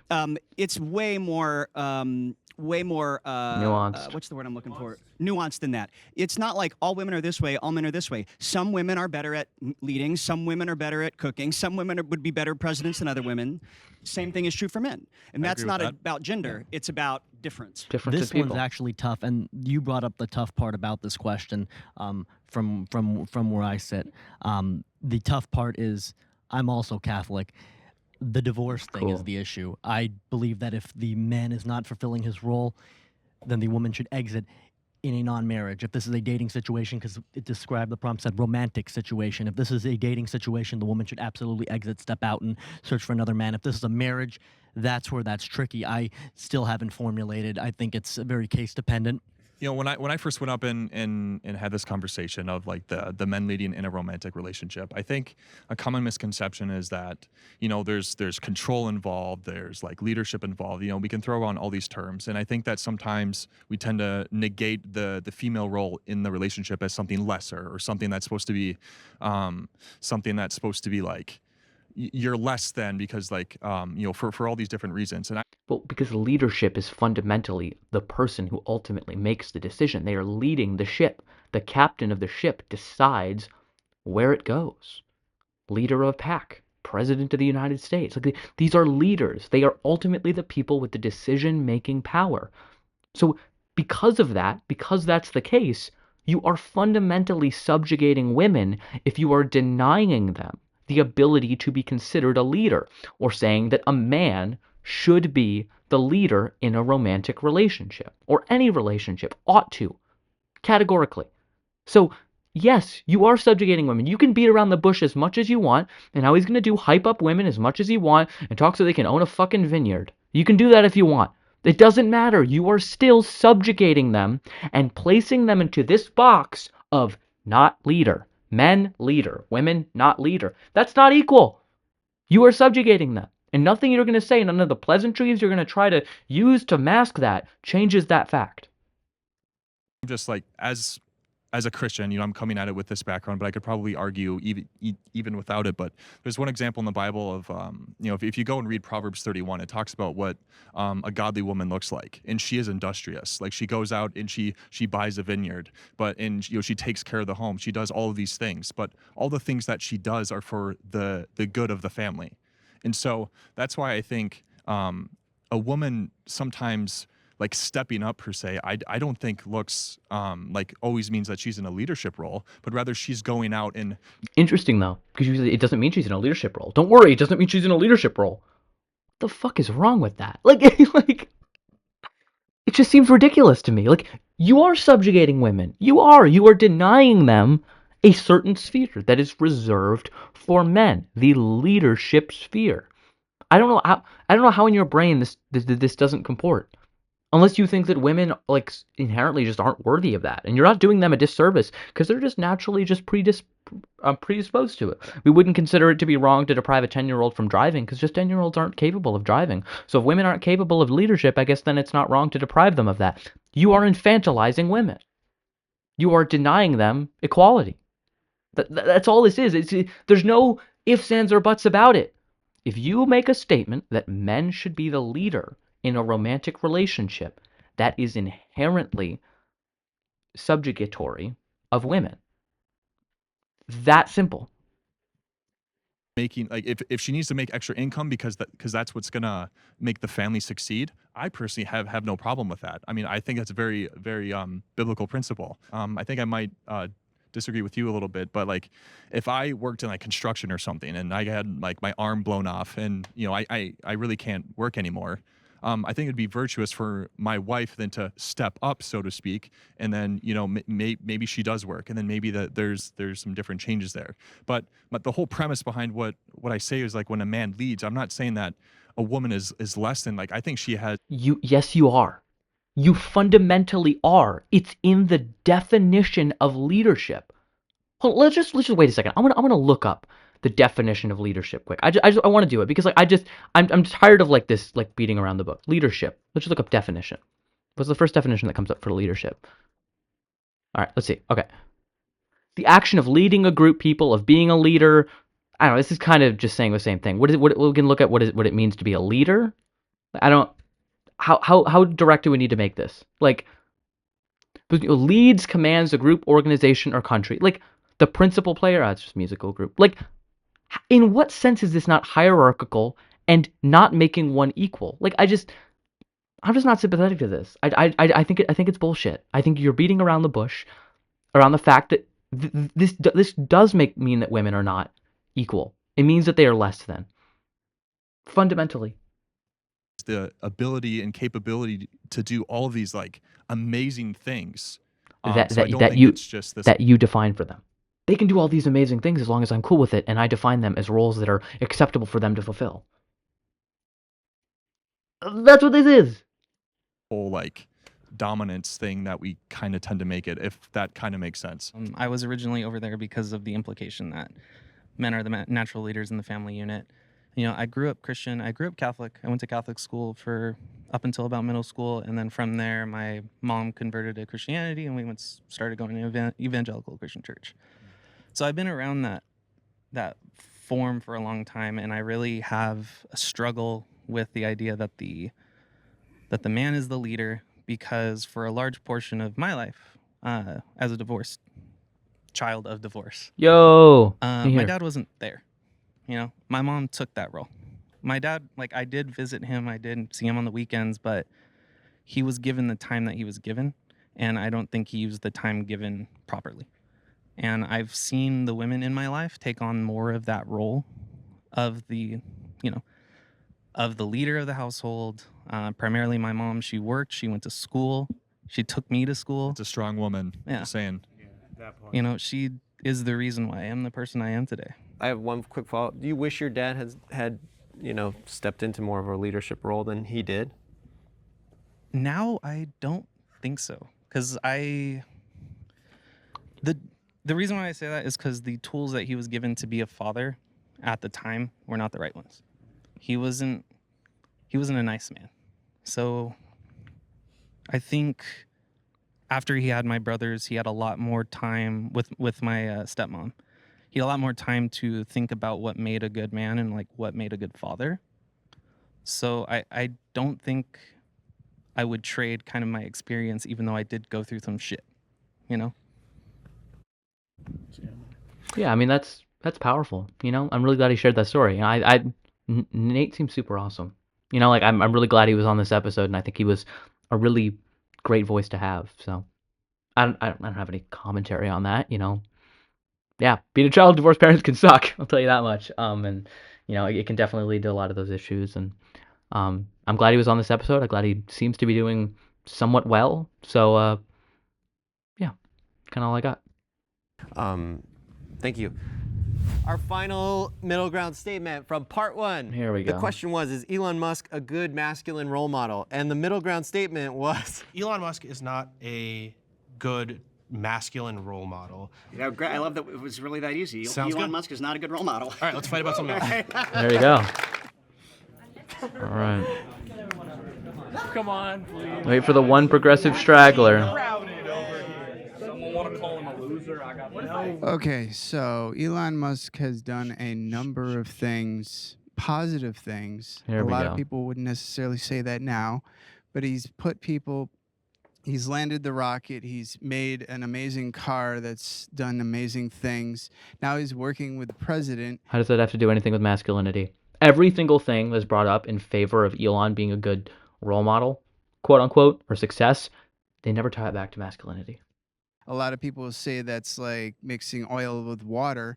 But then again, you have to give these people a chance. We don't know where Doge is going, and we're not really exactly sure if it's going to help out or not. You have to be a judgment of the statement, whether or not this is going to happen. You have to give it a chance and understand. I'm not too sure if crypto is really up all in because of the Dogecoin. I don't know. It's What the fuck is he saying? The lights are on and nobody's home. Like, there's nothing going on in that skull. Like, what? What? It's all interesting. Napoon, what? This is your statement. Why are you here?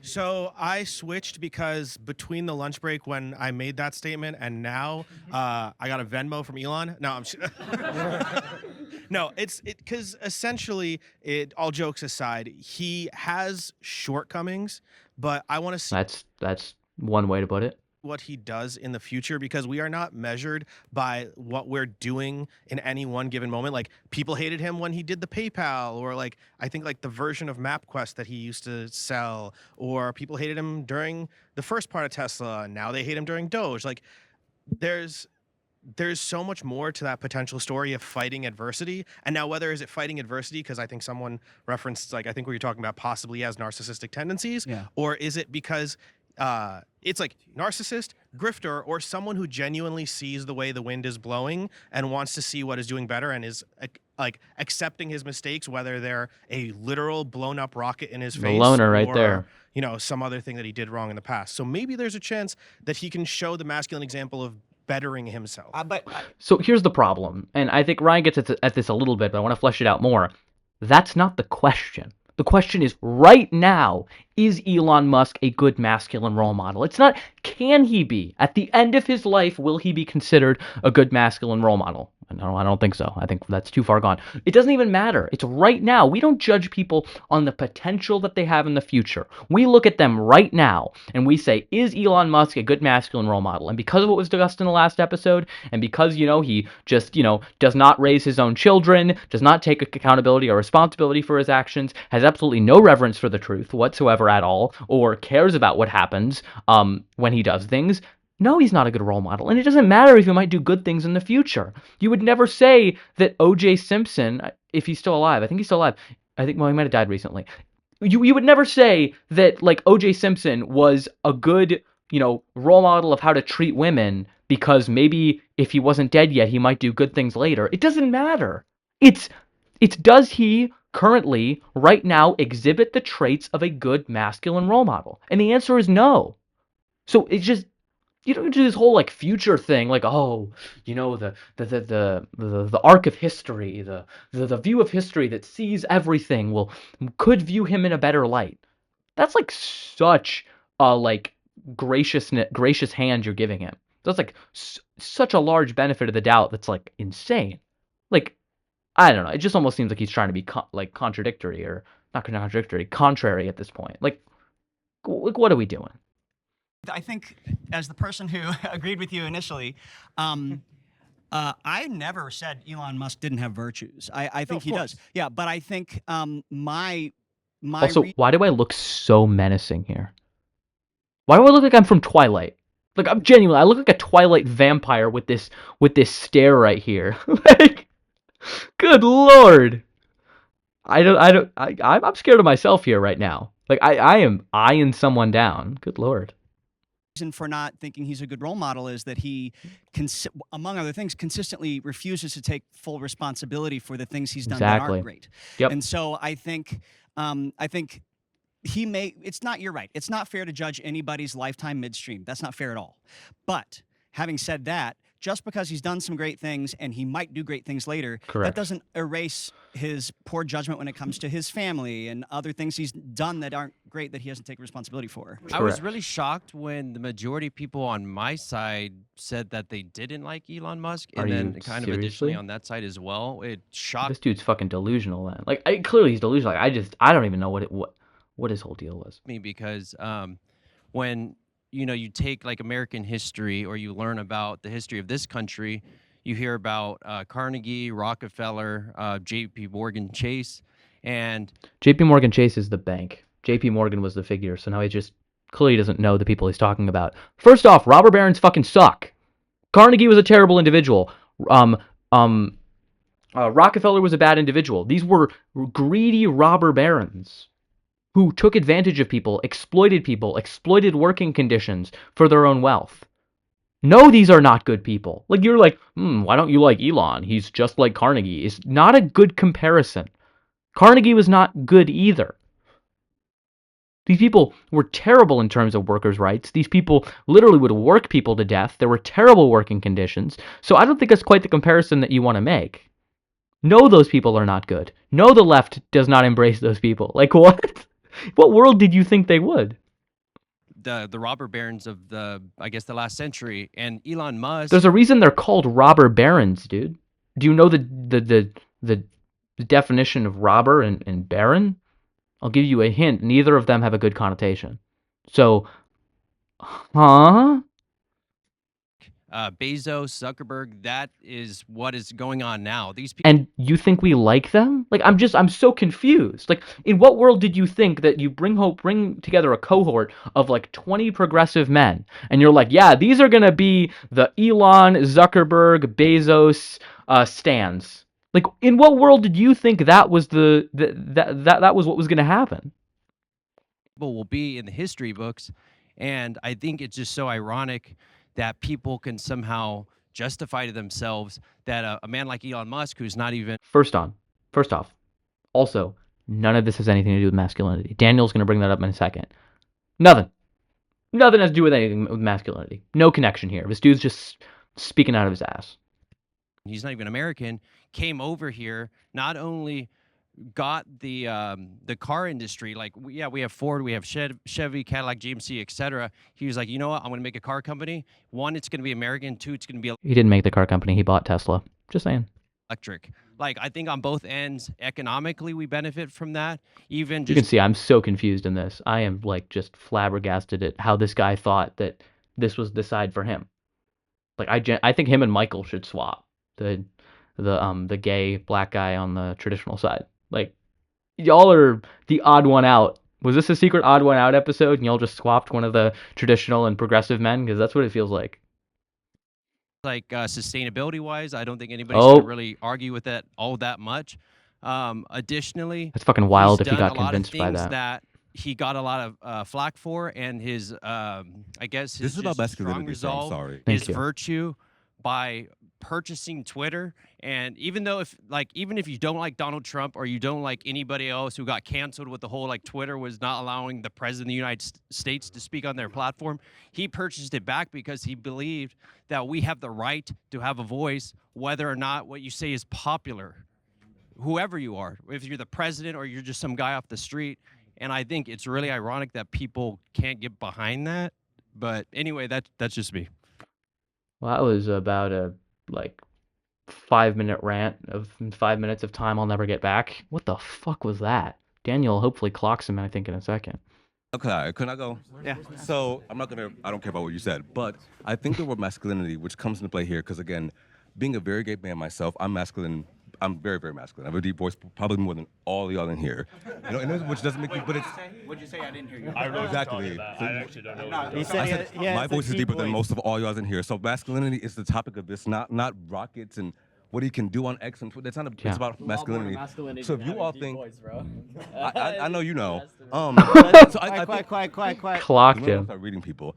I think the masculinity is what needs to be focused here, not just like what he's done. It's like this man. I mean, he's obviously a bad father. He's obviously a bad man.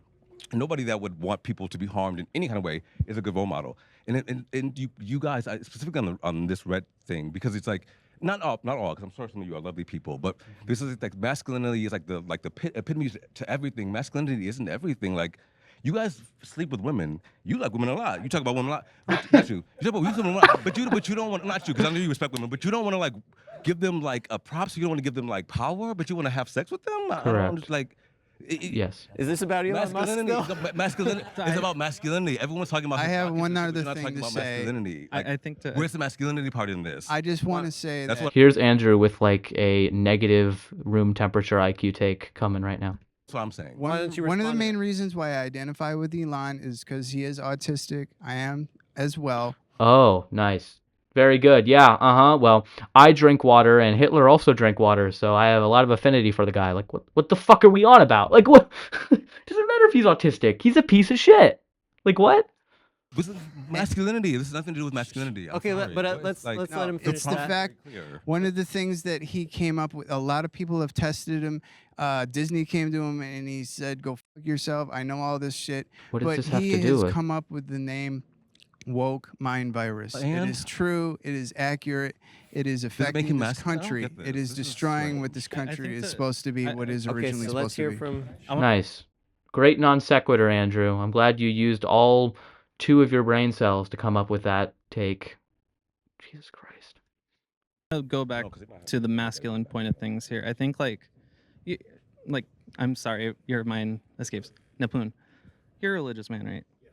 So I would say just on the morality in your framework as a religious man, he has several different baby mamas, if we're just to call it, right? I feel like as a religious person, you can't look at that and kind of qualm that as something that you would teach your children, right?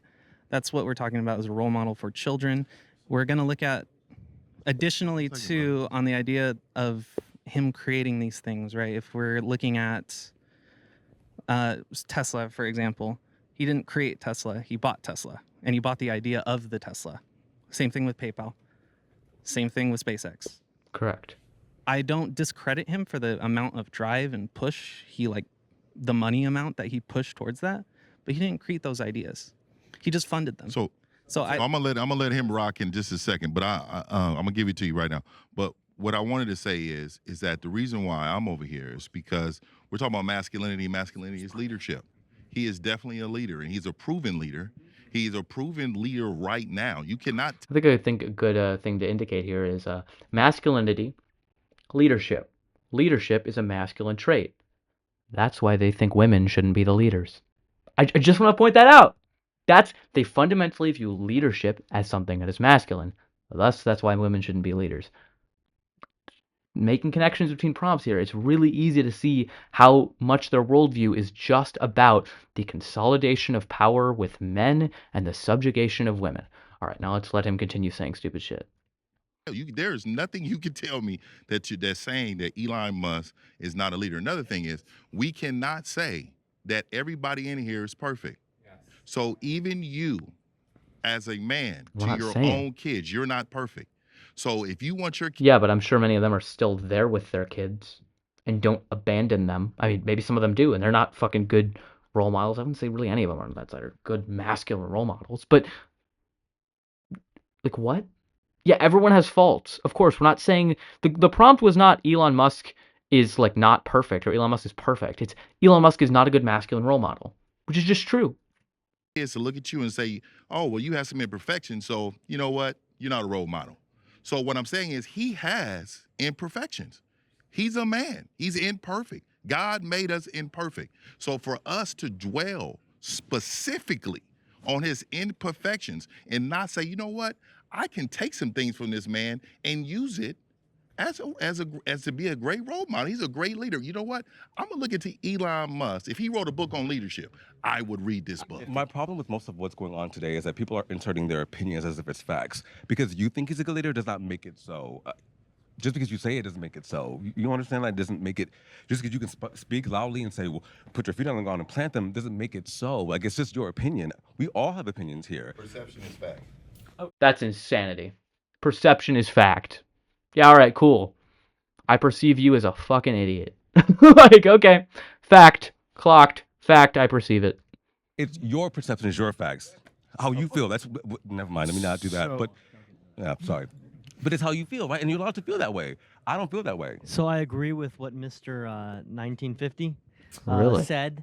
However, I will kind of pull it back to the other argument. I believe, coming from my point of view, that the threshold for a masculine role model, a strong role model, not one that maybe, for your kids to look up to, a good dad, a universal role model that society should look up to, that males should look up to. I believe that threshold is so high that I would argue that the only person who would meet that threshold, from my eyes, would be someone like Jesus Christ. So I would argue that Elon, unfortunately, there's nothing substantive there for me to say, wow, this is strong. This is someone of great sacrifice, of great character, of great strength. Yes, he has many accomplishments, but that great moral fiber, he doesn't radiate some great ideas of how to govern your life. He's actually, when I hear him speak, I've only heard him speak a few times, but it's pretty simplistic. So I was torn to go up there. At first, I was going to go up there because I was like, yeah, maybe he isn't a great role model. But then I thought about all of his advancements, and we're just going to completely disregard that. And then you bring up the fact that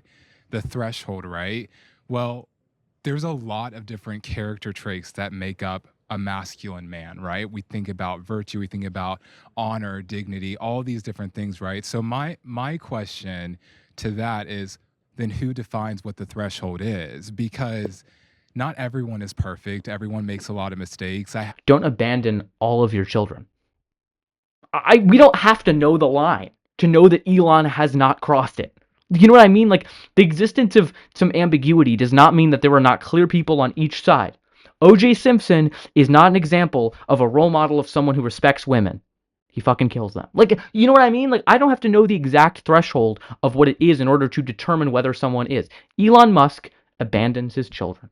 Elon Musk disowned his daughter for being trans. Like, I don't, like, you know what I mean? Like, I don't need to know exactly the precise point at which someone becomes a good masculine role model to know that Elon, whatever standard you use, does not fucking meet that standard. It's that simple.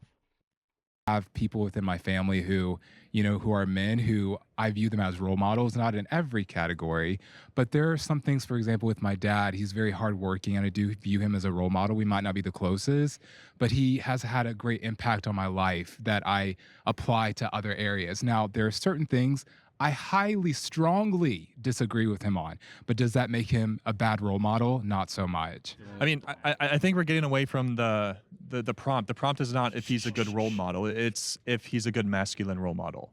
And trust me, like, as an entrepreneur myself, as a business owner myself, like, I'm pretty sure I have an Elon quote somewhere in my house or something like that. I love Elon, but I think the question today, at least for the prompt, is today Elon is stands like, are crazy. is Elon Musk a good masculine role model? And I think as traditional men, I mean, I think something that we value a lot is family life. And I think that's like, and honestly, and I don't think that's just something we argue for. I think that's something that is the foundational to what it means to be a traditional man. And I'm not convinced that just based off of, the sleeping around, whatever, all these different types of things, like we can, you can eat the fish and spit out the bones with Elon. Like he's this great guy. But when it comes to traditional masculinity, I'm just not convinced that he embodies that family thing that I think we all hold pretty dearly. All right, so we've gone through all of the middle ground statements from part 1. I now want to give all of right, the here men we in this go. room the opportunity to change the label of the group that you're in. So if you no longer fully identify as a progressive man or as a traditional man, and you see yourself more as a moderate, if that feels like a better representation of how you would categorize yourself, I want to give you the opportunity to move to the middle.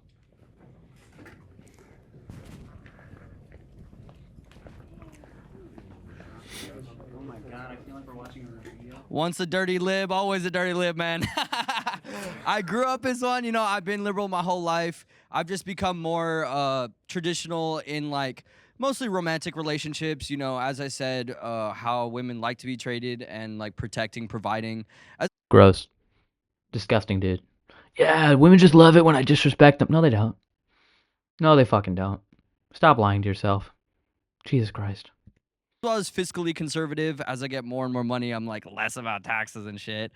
But on terms of like social issues, which seem to be the main dividing factor, I think a lot of social issues can be solved by just like minding your own business and like not really caring what these other people do. To an extent, I know that there is like getting it in people's faces, which I'm against. I think my traditional men knew what stance I had with the LGBTQI transformers, then they would Jesus disown Christ, me because it's like their business, and so I really don't mind that.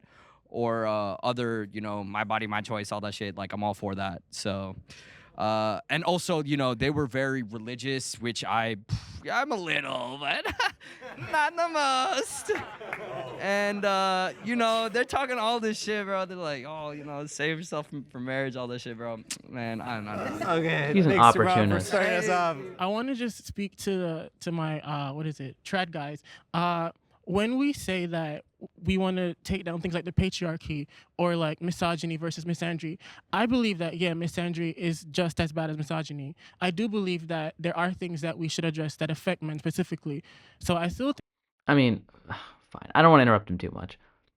In principle, sure, hating men is bad the same way hating women is. But as soon as you put it into any real context, you realize that the consequences and the real life implications of such a thing render them completely non-comparable in any way. It's like comparing a paper cut to a collapsed lung or like a heart attack. Yeah, both stem from pain, sure. One is drastically worse than the other. So I just, you know, I'm going to keep pushing back on this idea that we really can substantively compare the two of them. I am progressive, but I don't want to feel like we're leaving men out of this progressive movement. So that's why I want to take that opportunity. We share similar values. Like over on this side, I also share similar values with y'all as well. Okay. One thing that I realized is that not too many people, well, when we were doing the one-on-one, different, right? But when it came to my overall views on stuff, I didn't see too many people disagreeing with me. And it's because, like, I'm Muslim, I have a very unique view on a lot of the things. Like, I'm pro, like, if you gay, you want to do what you do. Hey, it is what it is. That's between you and God.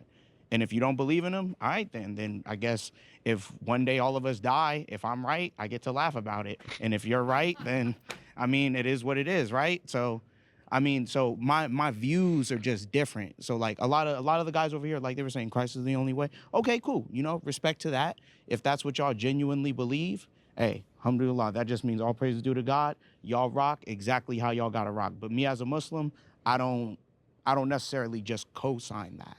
I'll keep it short. I think the thing that makes me more purple, so I have traditional beliefs, I have blue beliefs as well, is because I identify in the LGBTQ community. I don't view, I don't view traditional relationships between a male and a woman the same because I don't transcribe to that. It looks very different for me, so that's why I'm pretty much over here. But I love y'all both. Yeah, for me, like, I kind of always been moderate. Like, I'm just the type of guy, like, I go what's in my best interest. I go what makes sense to me and what's going to make me progress in this society that's ever so changing. Like, every 5 years, like, the environment always changes. So it's very important for me to adapt.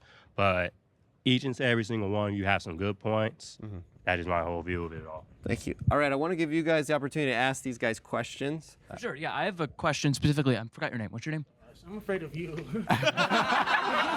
I got you. I got you. It's pretty funny. It's pretty funny. You know, I loved hearing your story, and Mike, and things like that. I guess my question would only be for you. You said a lot of things that resonate with me. You know, caring about men, wanting the best for men. Right. You know, caring about, you know, ideally a society in which we don't crucify people who make, you know, mistakes, or, you know, give them their best hearing in terms of the Me Too Right. stuff. And I think just for me, I guess, does any of that really take you away from the progressive movement? Like, I guess, you know, I'm someone who would identify as a progressive, but, you know, I'd say I'm 70-30. There are many parts of the progressive movement, like, that are just so annoying and result in us basically losing anytime it comes to coalition building. So I think in that sense, you know, is it possible for you to still consider yourself a progressive, but maybe, you know, as you're talking about, like, caring about men's issues? I think caring about men's issues is an inherently progressive issue that we should work for on those grounds. Yeah, I mean, I'm glad I'm still in blue for that, because like I do believe that, like, for example, the rates of high school dropouts for boys are higher than for girls. Mental health, suicide rates higher for men, right?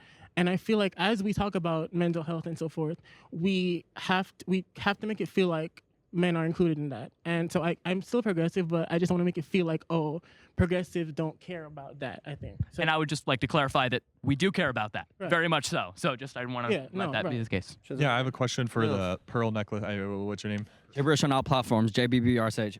Some of the things that you listed when you were talking about So the things that you liked unserious. about the traditional side, you know, the provider protector type things. Do you have any other examples of what you do like still from the traditional side, or is it just that? Yeah, it's pretty much romantic relationships and fiscally, bro. I mean, socially, I think there just needs to be like, maybe, because there's a weird dichotomy of like, oh, don't take my guns and don't control me, but also control this other shit that's going crazy. I mean, and I think to an extent, good point. the reason I was wary to identify with the libs is because on the far left is just as bad as far right, bro. Oh, It's Jesus. equally closed-minded. On the left side, they're saying all the shit like, you can't do this shit, and I should be able to be trans and whack it in your face.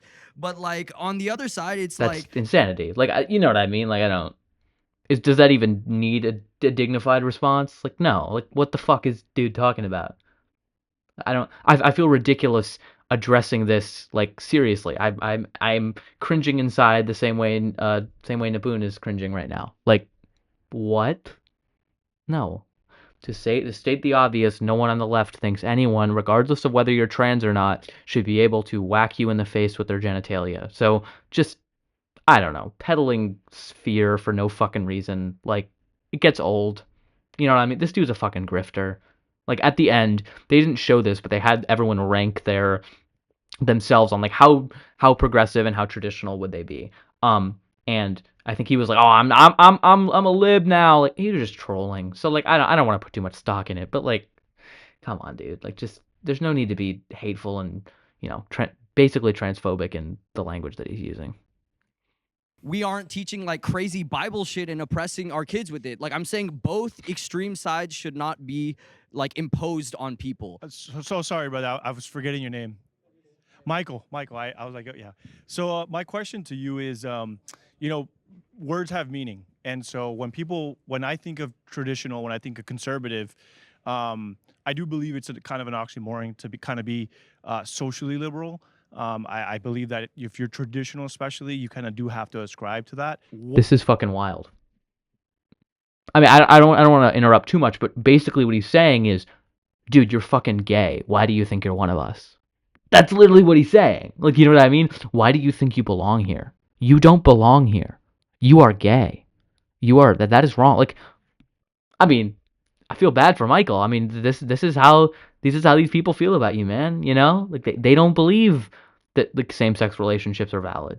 They don't believe you can be traditional. So, What did you, in going through the process of signing up as a traditional, what was going through your mind when you're like, yes, I'm very socially liberal, but I want to identify as conservative or traditional? Because just because like this is an ongoing conversation in the conservative circles Correct. of what does that actually mean. And so to me, going traditional is actually even a step up from conservative. Yeah. And if you want tradition, it's like you have to have the ability to be able to pass it down. Yeah. And so like in your case, obviously you wouldn't be able to, Yeah. Unless you, of course, adopt it or something. Yeah. So I just kind of want to see your thought process as why did you choose to subscribe to traditional versus progressive? I'm going to keep this as short as I can.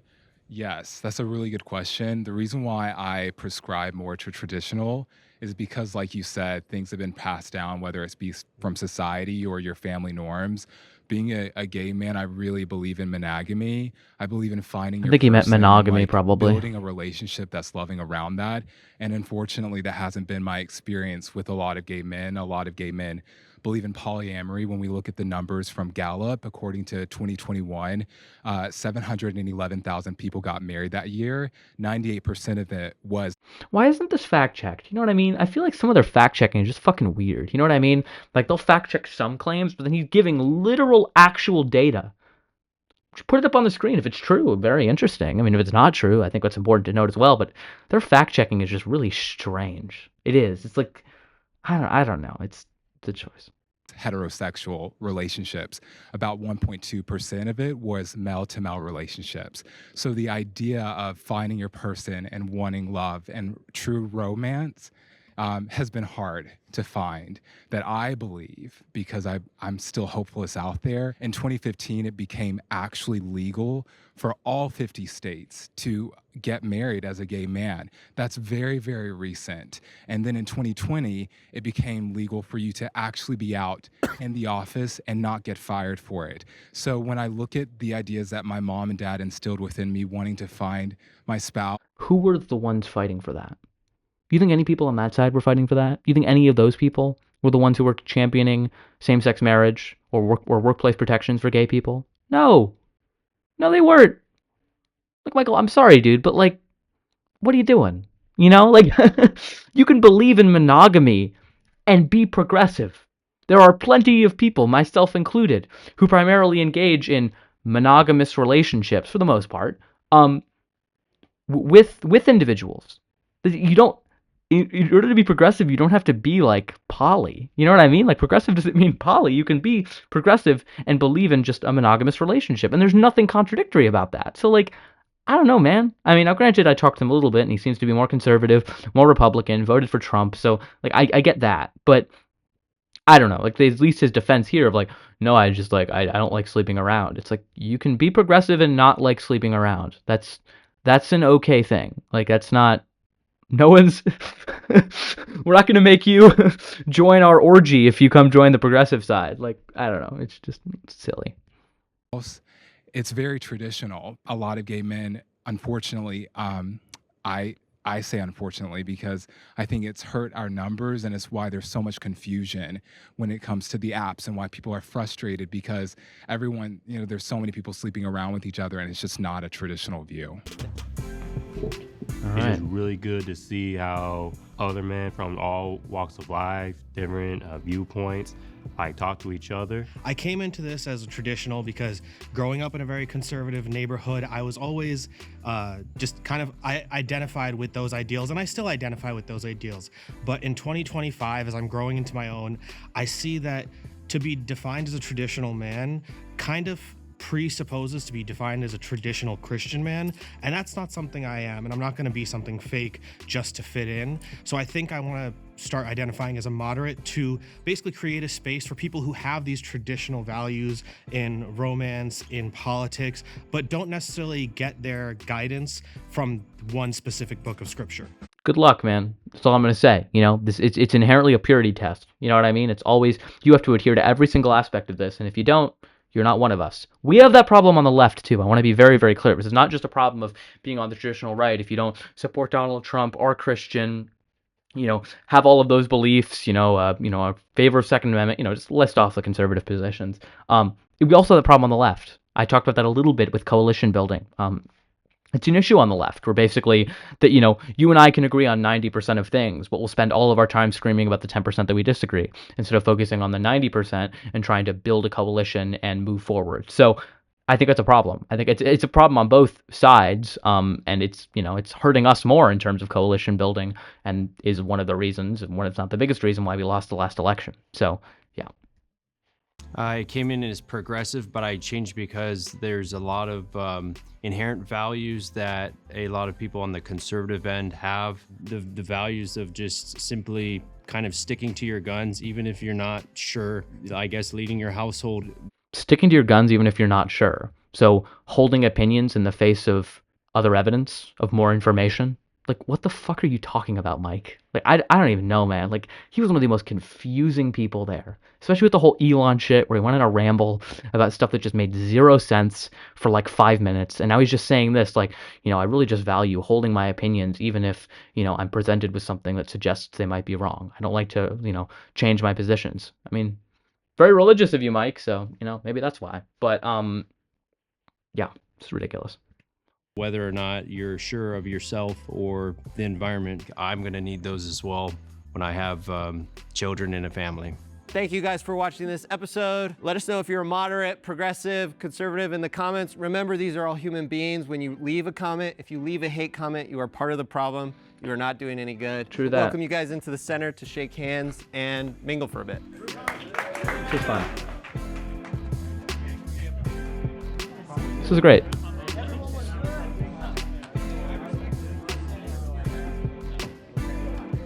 Yeah. This was a fun time. That's all I'll say, Well, I'll drag myself. Let me drag myself up here. Talk for a couple minutes, There's not much more I need to say. I feel like that's kind of pretty self-explanatory. But yeah, I mean, it was a fun experience is what I will say. I really enjoyed getting to meet a lot of those people. I'm still in contact with some of them, so it's super great to get to meet a community of people who enjoy some of the similar things that you do. So I really, yeah, as I said, I enjoyed that. It was overall a great experience. So I don't have too much more I have to say about it.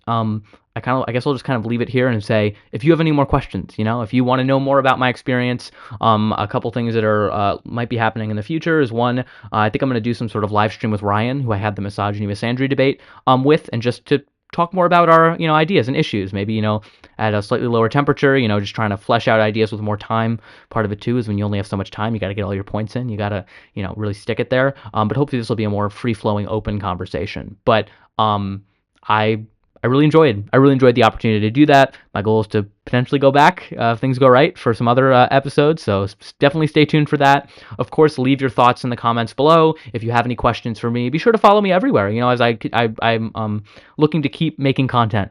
This is not a one and done. I'm not trying to go anywhere after this. I've already posted a decent amount on my Instagram as well as my TikTok, which will both be linked in the description below.